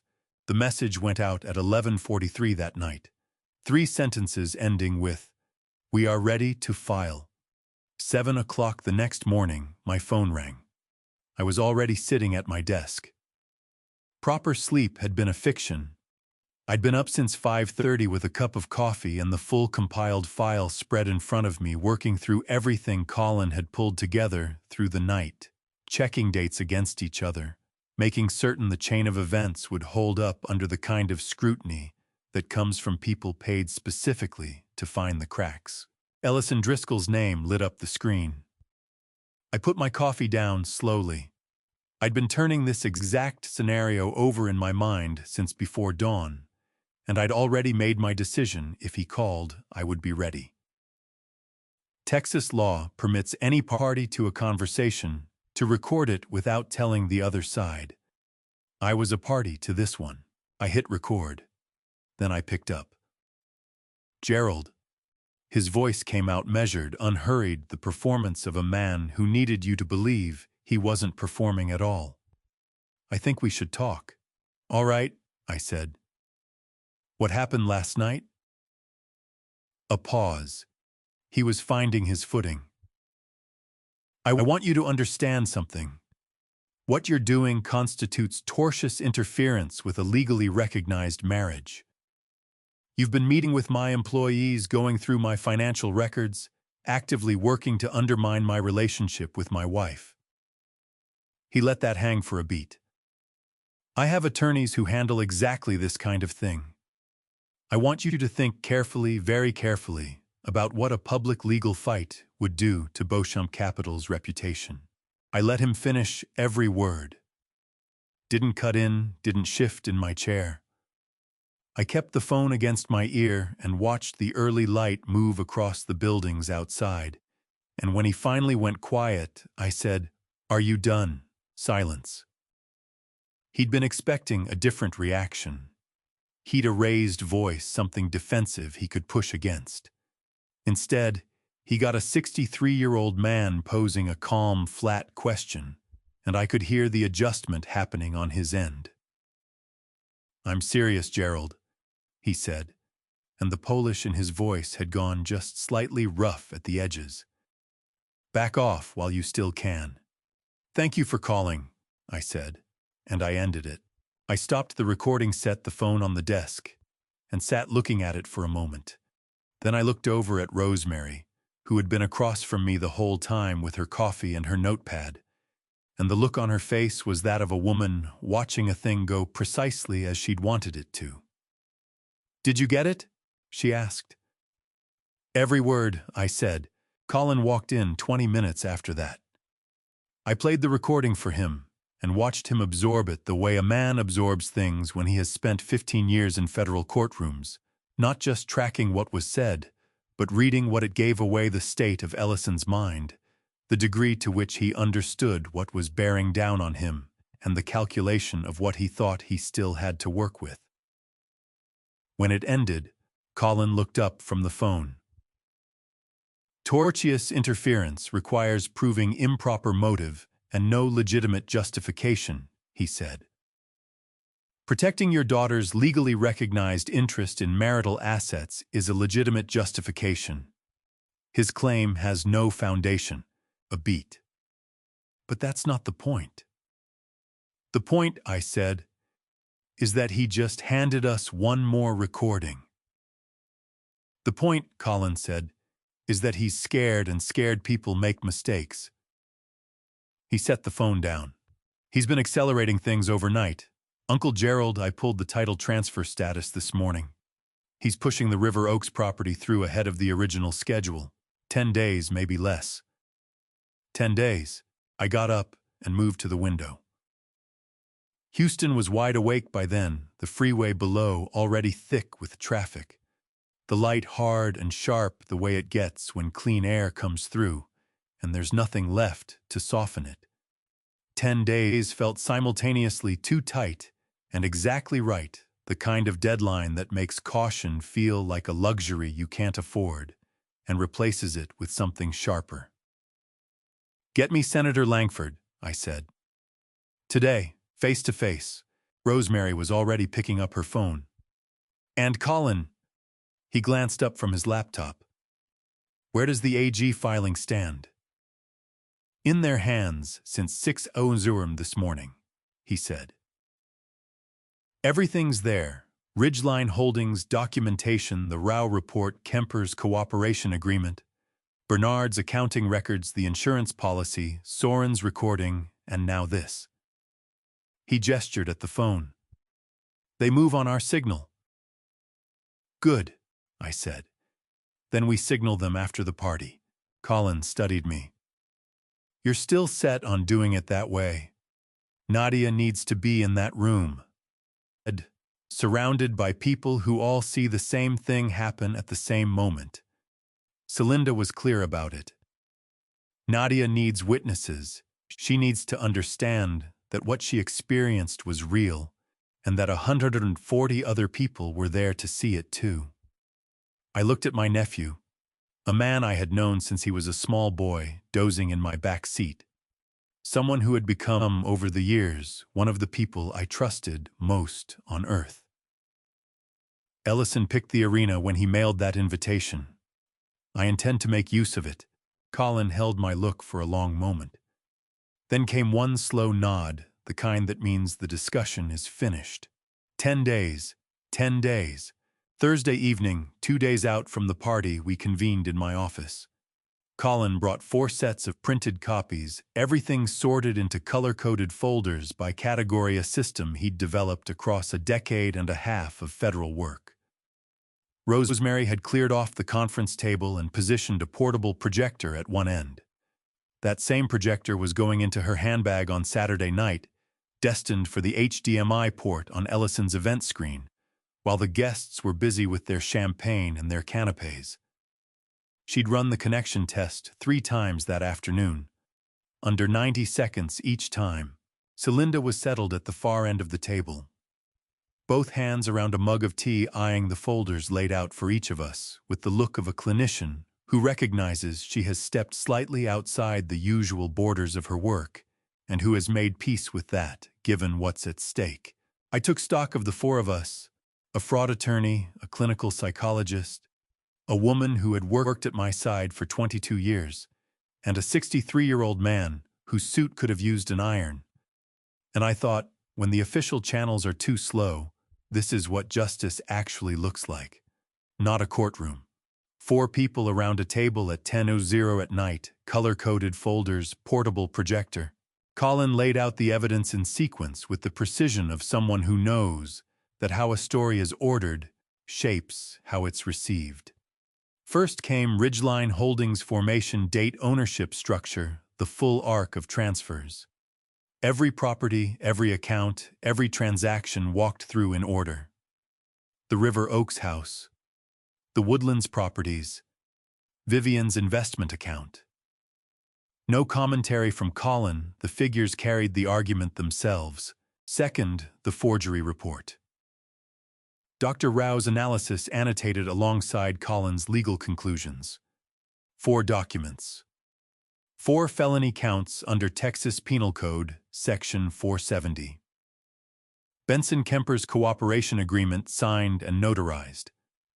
Colin observed that Kemper had had his own counsel through the process and had agreed to cooperate of his own volition, which would make his testimony considerably harder to attack. Third, Bernard Stanhope's financial records, the documented pattern of payments, and written confirmation from the insurer. $3 million. Ellison Driscoll, sole beneficiary. Fourth, the recordings. Soren's first, then Ellison's call from that morning. Colin ran both through the conference room speakers, and we sat there as Ellison's voice came into the room, twice over, once in the planning, once in the threatening, and not once did it carry the sound of a man with nothing to hide. When Colin closed his folder, he looked straight at me. "We have enough. More than enough." The AG's office had confirmed receipt of the filing that morning. The DA's fraud unit had the full package. The instant Ellison moved again on the River Oaks transfer, he would be stepping directly into a sealed case. "And after the party?" I asked. After the party, Colin said he won't be moving on anything. Celinda had held her silence through most of it, but now she spoke. "I want to say something about Nadia."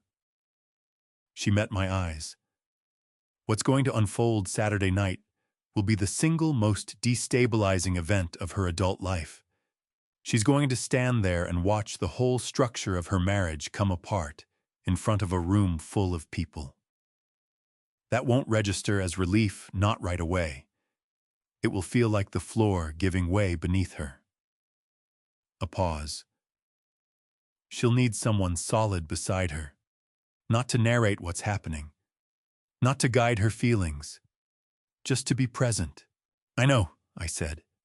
"Gerald."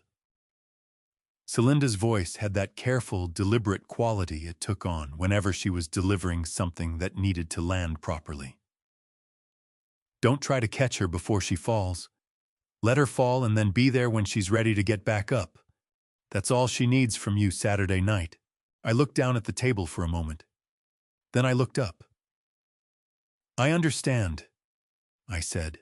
Rosemary gathered the folders into a single neat stack and squared the edges with the kind of precision she brought to everything. Because for Rosemary, order wasn't about preference. It was about maintaining control over things that couldn't be controlled any other way.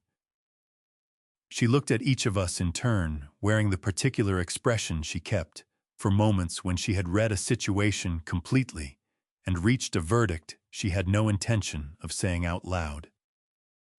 "I'll be in position by 7:00, she said. "The projector will be connected and tested before the first guest walks in." "And thank you," I said. "All of you." No one responded with anything sentimental, which was exactly right. We hadn't arrived at the sentimental part yet. My phone buzzed on the table. I glanced at the screen. A text from Nadia sent at 11:47 at night. "Dad Ellison is throwing his summer party Saturday. He mentioned he'd like you to come. I'd feel better if you were there." I read it twice. I paid attention to exactly how she had phrased it. Not Ellison wants you there, but I'd feel better if you were there. 4 words that told me everything about what she was bringing into that party and what she was hoping, without quite knowing why my being present might give her. Colin was watching me. "Ellison wants you in the room," he said. "He thinks he's setting the terms." I put the phone down. "I know," I said. "He thinks you're walking into his party," Colin said. "He has no idea you've been living in it for 4 months." I picked up my pen. I typed back one line. "I'll be there, sweetheart." I set the phone down and looked at the projector sitting at the far end of the table. Small, black, unremarkable, the kind of thing you could slip into a handbag and no one would spare it a second glance. Ellison had spent 7 years constructing a room full of people who believed in him. In 48 hours, that room was going to see something else entirely. "Get some sleep," I told them. "All of you. Tomorrow we run through the sequence one more time. Saturday we finish it."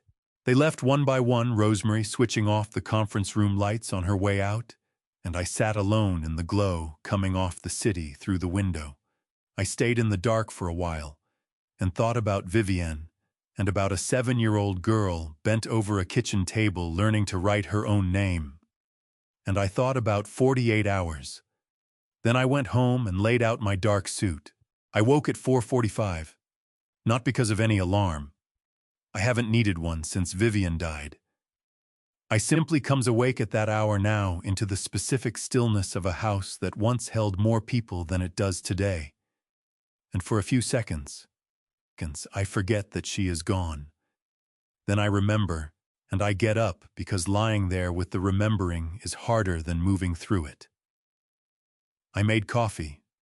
I stood at the kitchen window while it brewed and watched the sky above Bel Air shift from black to that deep particular blue that arrives just before the first gray seeps in.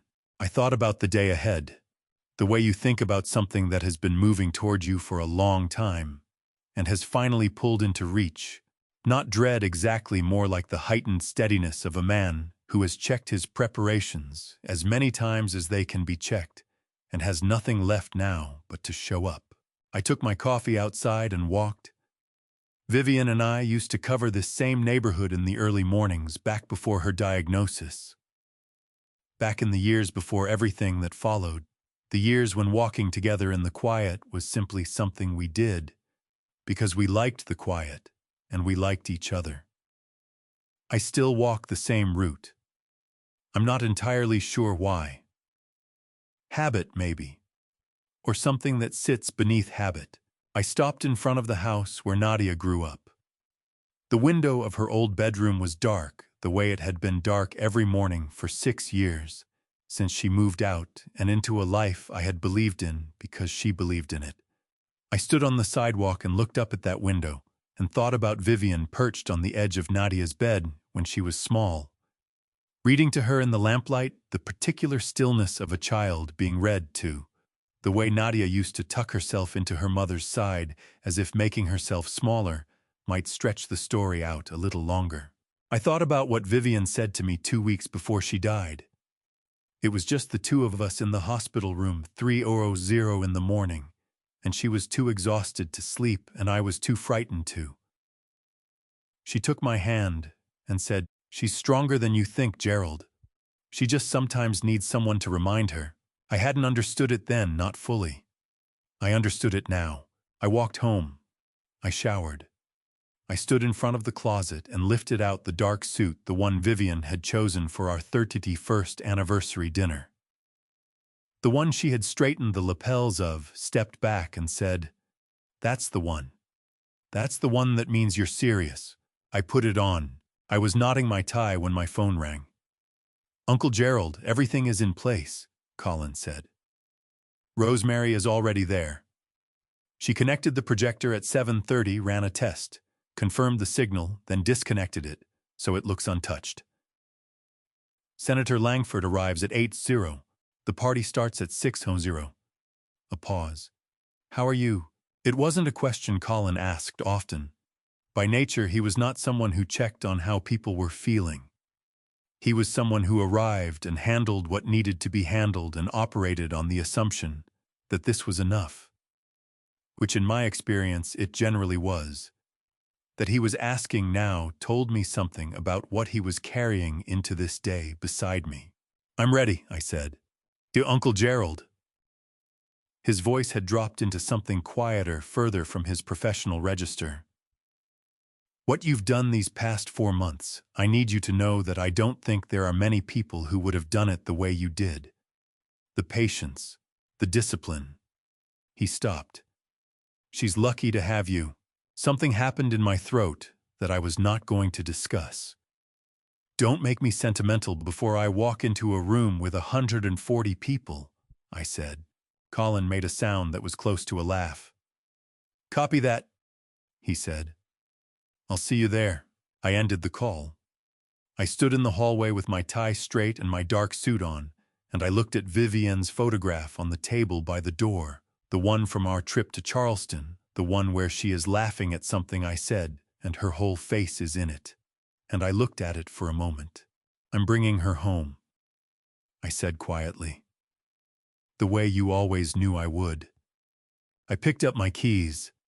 I walked out into the morning. I arrived at the River Oaks estate at 6:47, deliberately late.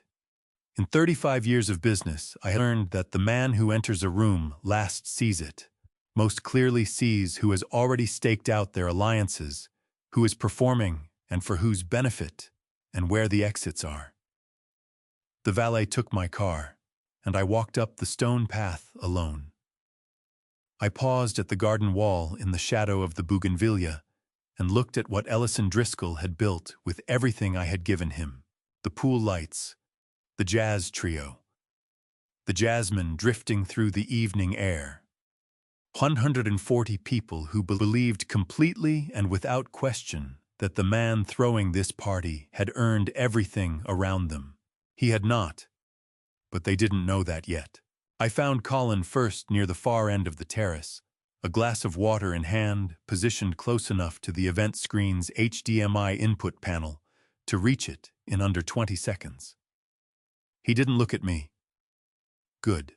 I found Rosemary next, seated alongside Senator Langford near the garden entrance. Her handbag sat on the table in front of her. Inside it, the projector, tested 3 times that afternoon, connected and ready since 7:30 that morning. Senator Langford caught my eye from across the terrace.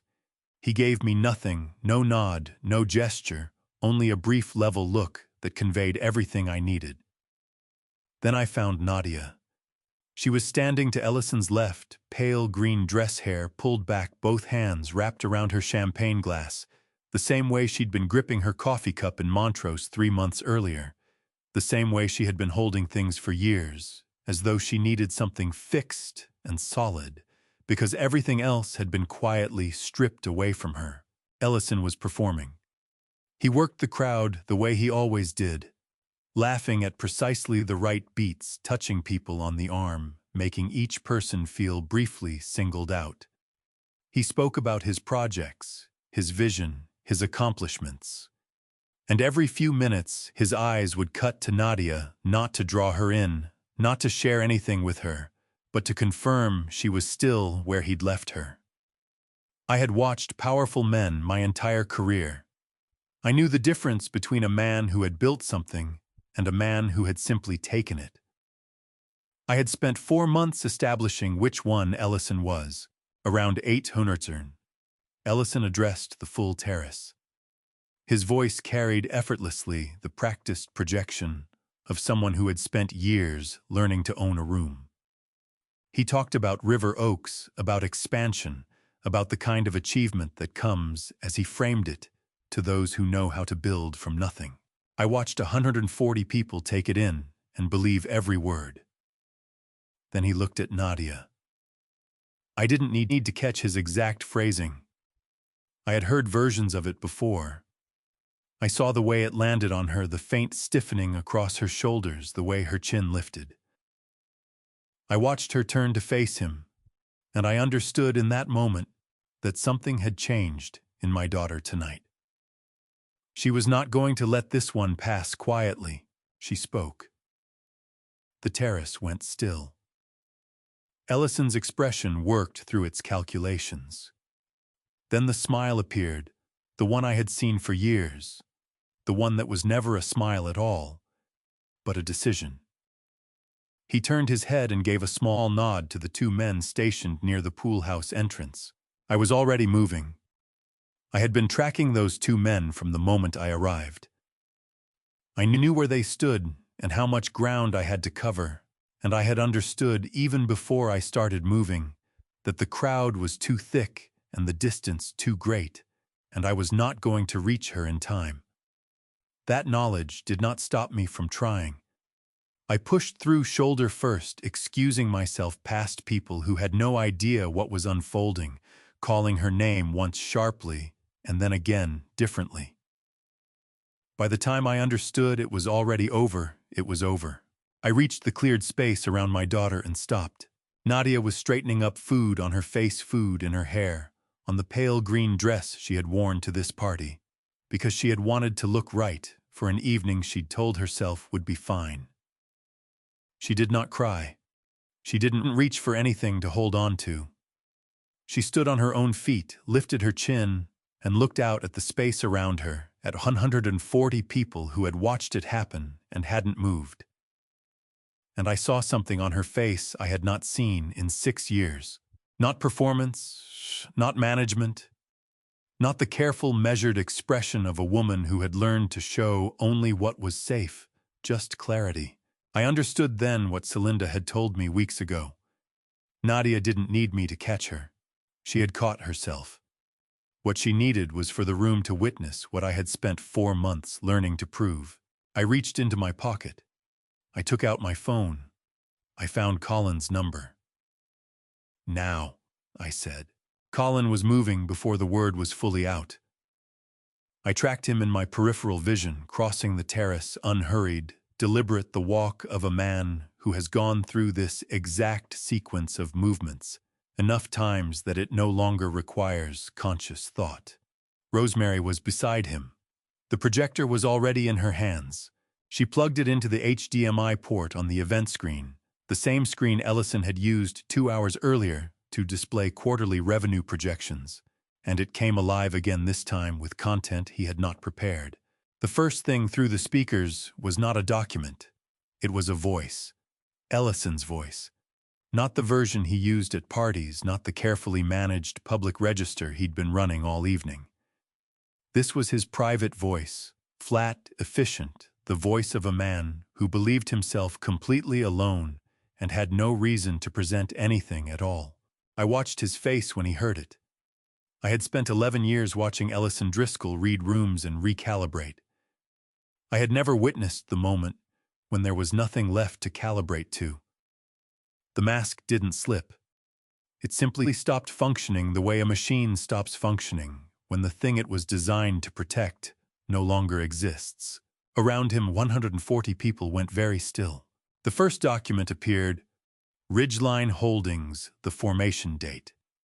The name, Rupert Driscoll. Ellison began to speak. I could hear the gears of his recovery turning, denial first, then indignation, then an appeal to personal loyalty. I watched the faces closest to him. I watched the moment when those faces stopped responding the way he was expecting them to. The second document appeared. Dr. Rao's forensic report, the signatures laid side by side, a conclusion that required no interpretation.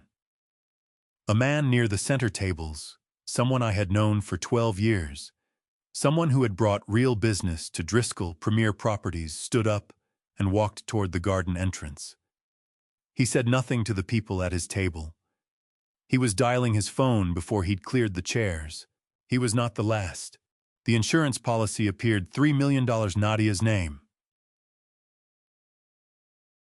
Ellison's name as sole beneficiary, the corporate account that had been paying the premiums for 14 months. Somewhere behind me, a woman made a sound she hadn't intended to make, small, involuntary, the sound of comprehension, arriving ahead of your ability to absorb it. Nadia was 12 feet away from me. She hadn't moved from the spot where she'd straightened up.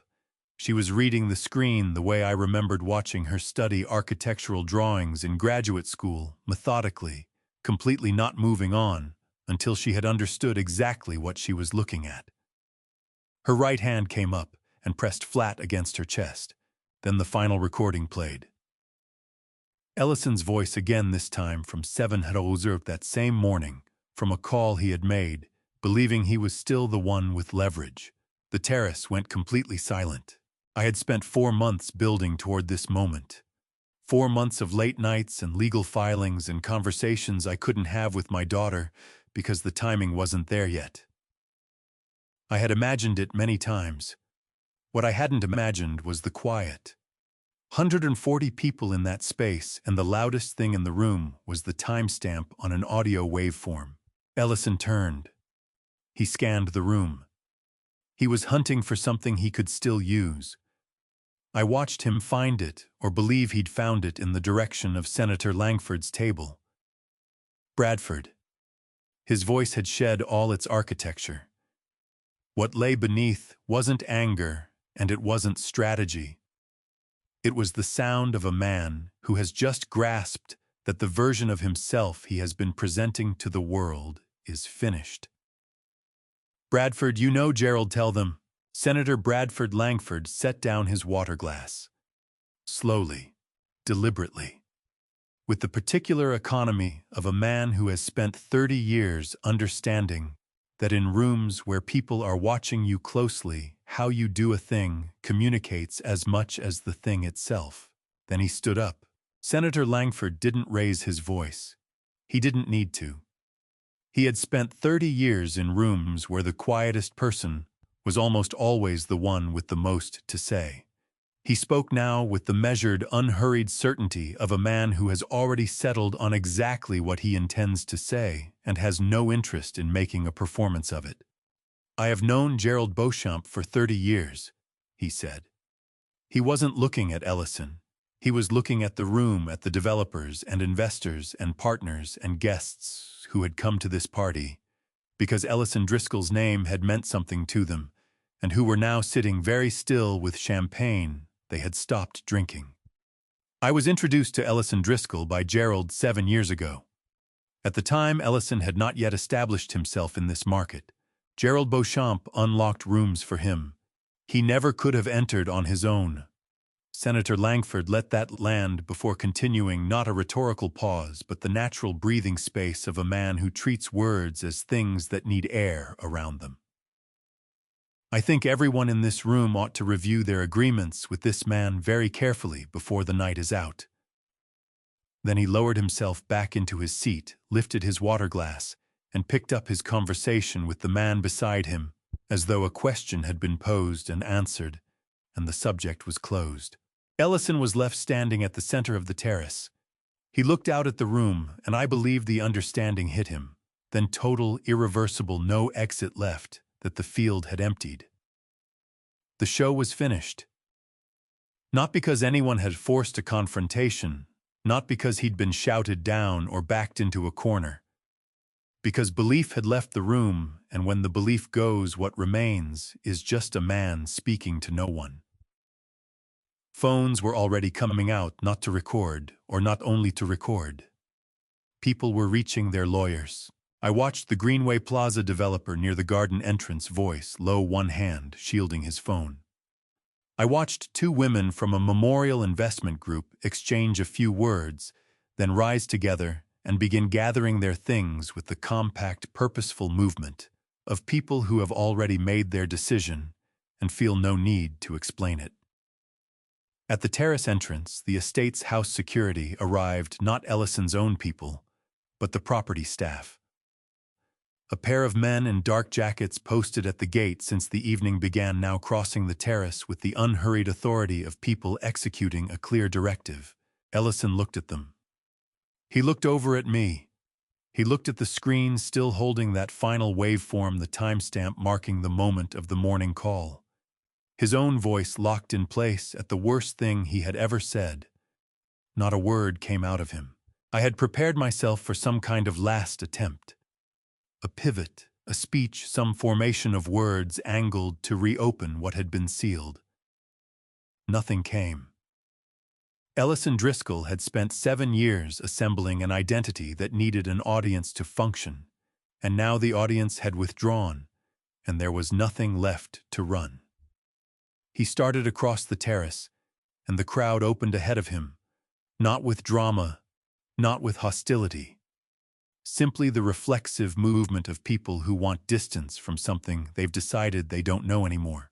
He reached the garden entrance. The two men in dark jackets positioned themselves at his sides, and the three of them went down the stone path together toward the gate. A criminal arrest requires a warrant, requires an investigation, and that machinery had already been turning since Colin filed with the Texas Attorney General's office that morning. What happened tonight was not the conclusion of Ellison Driscoll's legal exposure.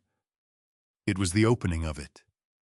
His footsteps on the path grew faint, swallowed by jasmine and the soft sounds of the water, and then all that remained was the pool itself and the jazz trio sitting motionless with their instruments across their laps, silent for the past 10 minutes.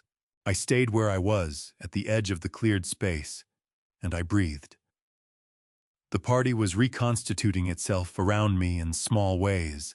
Knots of people forming and dissolving, voices low, the collective recalibration of 140 guests who had come for one kind of evening and were now somewhere else, entirely still, sorting out what to do with what they'd just seen. Rosemary materialized at my side, lifted the projector from the screen panel without so much as a glance in my direction, and tucked it back into her bag. Colin was a few feet away, phone to his ear, head angled down. And Nadia hadn't moved. She was still standing in the very spot where she had gathered herself, where she had pulled her chin up, planted her feet, and refused to go down in front of 140 people. She was still there in the pale green dress, with what Ellison had done to her, still visible on it, eyes fixed on the screen and the document that remained displayed. Her name on a life insurance policy she'd never consented to. Sole beneficiary, her husband. Her shoulders were moving, not weeping yet, but the effort of it. The sheer physical cost of keeping something that large from breaking through. Her hands hung at her sides with the fingers drawn in her knuckles, pale where her nails had found her palms. I moved 3 steps toward her and made myself stop. I heard Celinda's voice, "Don't try to catch her before she falls. Let her fall and then be there when she's ready to stand up." So I stood still. About 30 seconds passed. It felt like much more than that. And then Nadia turned. She turned, and her eyes found me across that emptied stretch of terrace, and her face held something I had never once seen on it before. Not anger, not grief, not the practiced, calibrated blankness that had been her armor for 6 years. Just her.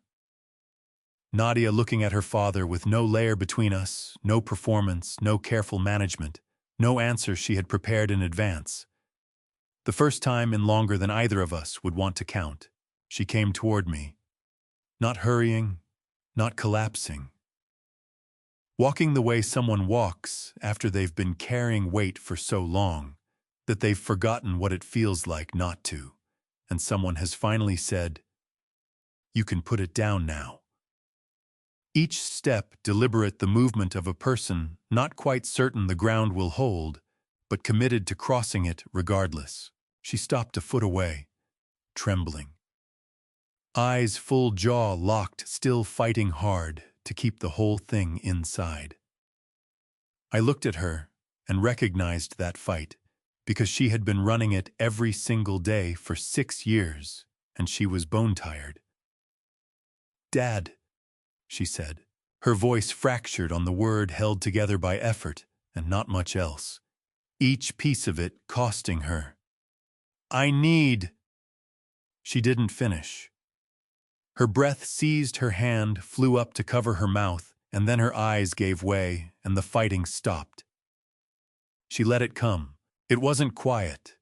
It was the kind of grief that has been dammed up across years, waiting for the moment when the dam stops holding. And when it came, it moved through her entirely. She pressed her hand against her mouth, and it made no difference. I put my arms around her. She seized hold of me the way a person seizes hold of something after a long fall, with both hands, with her whole weight, not delicate about it, not measured, just holding on. Her face went against my shoulder. She cried the way she hadn't cried since childhood, since the night Vivian left us, since the last time she'd let herself need something from another human being without first calculating what it might cost. My throat was doing things I have no intention of describing. My eyes were doing things I have no intention of describing. I held my daughter in the wreckage of her husband's party, and I said nothing. There was nothing that needed saying. The evening moved around us. All of it mattered, and none of it did. I heard Vivian in my head, "She's stronger than you think," and I thought you were right. You were always right. Some stretch of time passed. Nadia drew back from me. She pressed both palms flat over her eyes, drew a breath. Her shoulders came up, then settled. She looked at me, her mother's eyes, her own weariness, and beneath those two things, something else. Something that had not existed when she walked down an aisle 6 years ago, had not existed when she texted me this morning, but was unmistakably present now. Something that resembled more than anything else the person she had always been underneath all of it. "How long have you known?" she asked. 4 months, I said, though telling it properly means starting before that. She held my gaze a moment. "Then tell me," she said. And I did. We stayed by the pool until long after midnight. The catering crew had cleared out.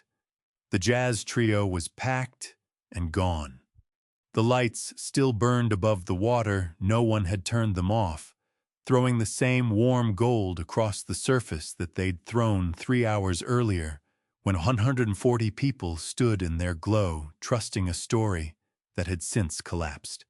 Nadia was beside me, with her shoes set-aside feet resting on the first step of the pool, the same way she used to sit at the backyard pool in Bel Air when she was 12 years old and needed space to think. I had always known when she sat that way to give her the room she needed. I gave it to her now.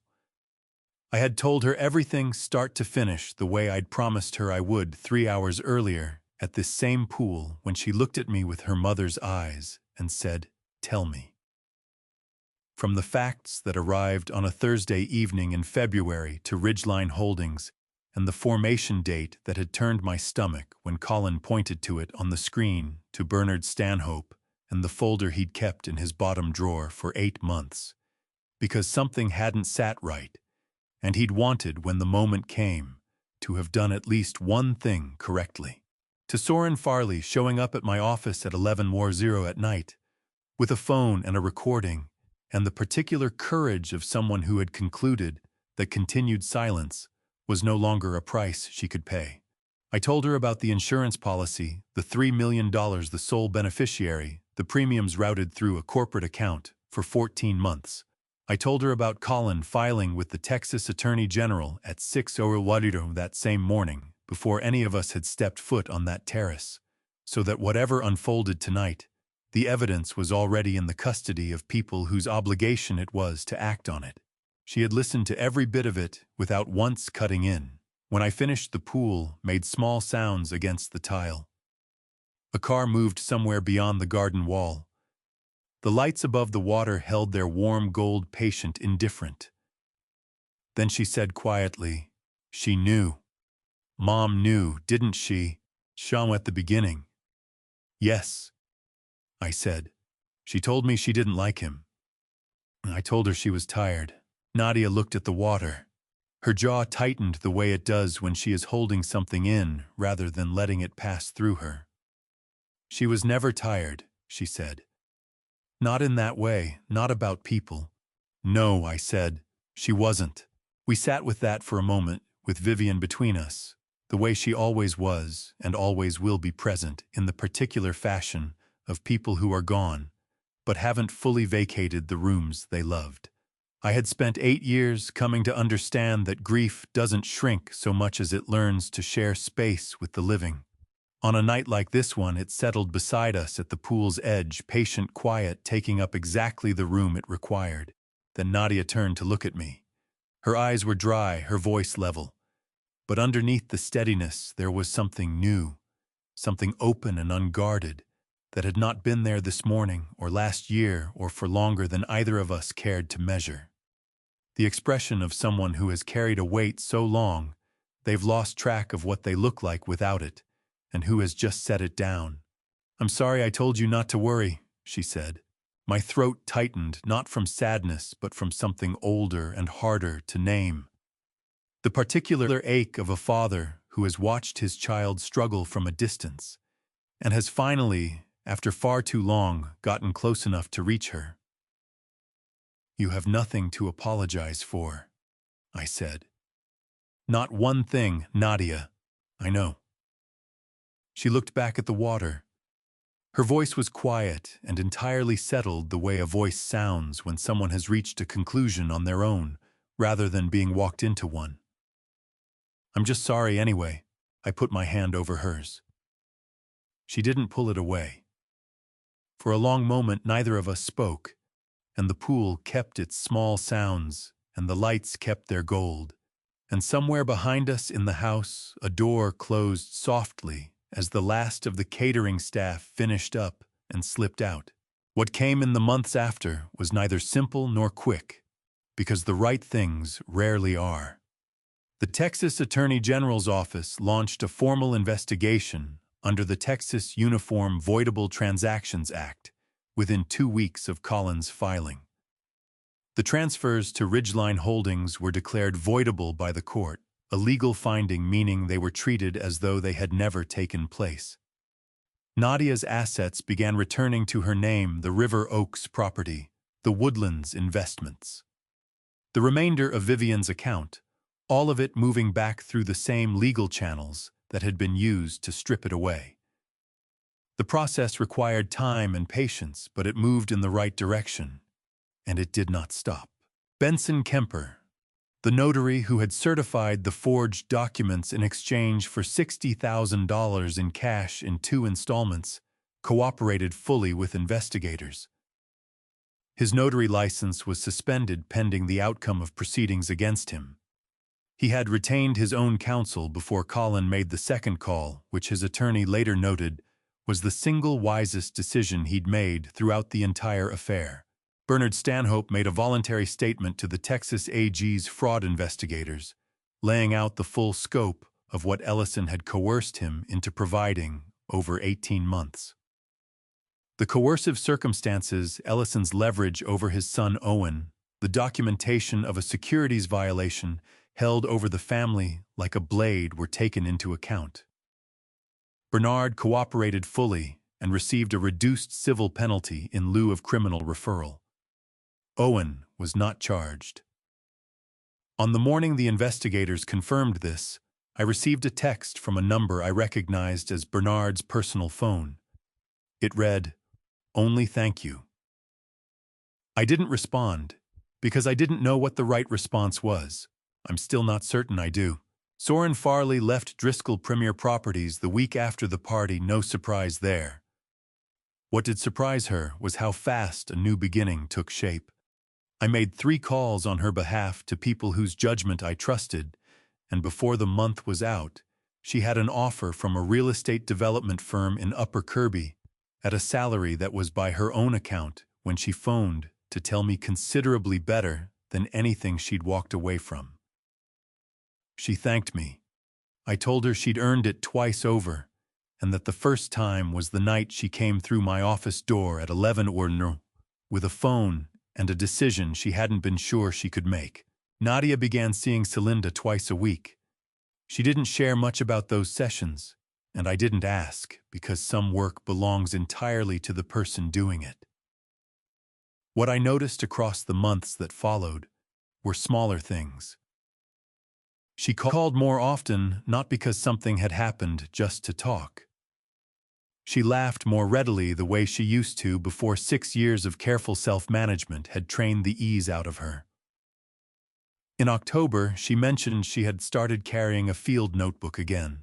The small kind, the kind she used to fill with quick sketches and half-formed ideas in graduate school. The kind Ellison had called impractical. She didn't make a point of it. She dropped it into conversation the way you mention something that has simply found its way back into your days. I established the Vivienne Beauchamp Foundation that October. Celinda sits on the founding board. The foundation provides legal support and psychological resources to people navigating coercive control in family and domestic relationships, the kind of help that is rarely straightforward and rarely fast, but that meets people where they are and stays with them through every stage. We named it for the woman who had understood before anyone else in our family that something was wrong, who had said so quietly and without drama at a kitchen table at 11 Uhr at night, and who had been told she was tired. In December, I was in my office late in the afternoon watching the light leave the downtown buildings the way it does in Houston, in the weeks before the solstice, low and amber and brief, gone before you're ready for it. My phone rang. Nadia. Did you eat today?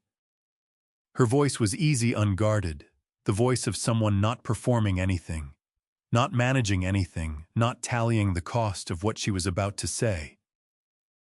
I was going to order from that Thai place in Bel Air, the one on Bissonnette. I thought maybe you'd want something. I looked at Vivienne's photograph on my desk, the one from our trip to Charleston, where she is laughing at something I said, and her whole face is in it, not only her smile, but her eyes, her forehead, the way she held her head when something genuinely delighted her. "Order me whatever you're having," I said. We talked for 40 minutes about nothing that mattered and everything that did. A book. She was in the middle of something about a woman who goes around restoring crumbling old buildings in the south of France, which had her convinced she needed to book a flight there herself. A building she'd spotted while driving through Montrose that she said had good bones underneath all the neglect, and was probably going to be torn down for a parking lot, which she called an outright crime. Whether Bel Air was going to see any rain before January, or hold dry the way it sometimes did, letting the hills go gold and brittle until February finally cracked them open. After we hung up, I sat at my desk with the last of the afternoon sun stretched across the window, and let my mind go back to a single printed page that had arrived on a Thursday evening in February and set everything in motion. I thought about Vivienne at the kitchen table saying, "I don't like him, Gerald," and the way I had folded my hands over hers and told her she was just tired. I thought about a 34-year-old woman standing before 140 people, pressing her palm flat against the center of her chest, reading the truth of her own life line by line, and never once looking away. I thought about her voice just now on the phone. Loose, unguarded, the voice of someone who has found her way back to something she'd gone too long without, and is learning carefully to trust that it will hold. I did not feel like a man who had won. I felt like a man who had recovered something that never should have been taken from him. That is what remains. That is what was always worth the fight. 63 years have taught me that love is not always loud. Sometimes it works, quietly keeps its own records in the dark, and holds its ground until the moment is right. I was not a perfect father. I did not listen when Vivian tried to warn me. I told myself Nadia was fine because facing the truth would have cost me more than I knew how to pay. Don't make the same mistake I did. If someone you love has gone quiet in ways that aren't like them, pay attention. Betrayal within a family doesn't always come through the door shouting. Sometimes it walks in smiling briefcase in hand with a contract already signed.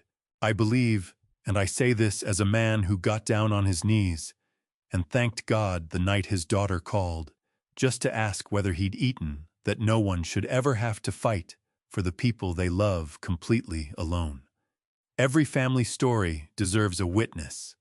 Every daughter deserves a father who keeps showing up. I've been sitting with this story for a long time now. Longer than I ever expected to. What it cost to get here.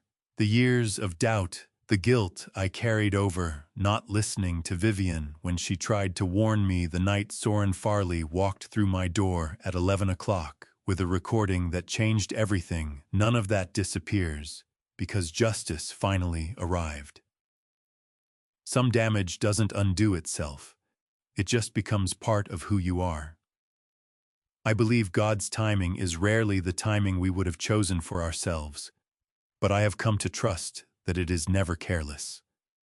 The truth had its own hour, and when it came completely. If there is anything this long road through family betrayal has taught me, let me leave it with you plainly. First, when someone who loves you says they are uneasy, stop. Listen before life forces you to. Second, the people working hardest against you will often be the ones standing closest. Watch the access, not just the affection. Third, patience is not the same as weakness. Gathering your evidence quietly is sometimes the most powerful thing a person can do. Fourth, no matter how far a family is pulled apart by deception and greed, one honest moment of courage, one room, one truth spoken aloud, can begin to bring them back. If these dad's revenge stories resonate with you, if you've seen your own life somewhere inside this one, I hope you'll share it with someone who needs to hear that family justice is still possible. Leave a comment below and tell me what stayed with you. And if you want to keep walking through stories like this, subscribe to Wise Revenge. I'll be here. Thank you for spending this time with me. Take good care of the people you love. Good night.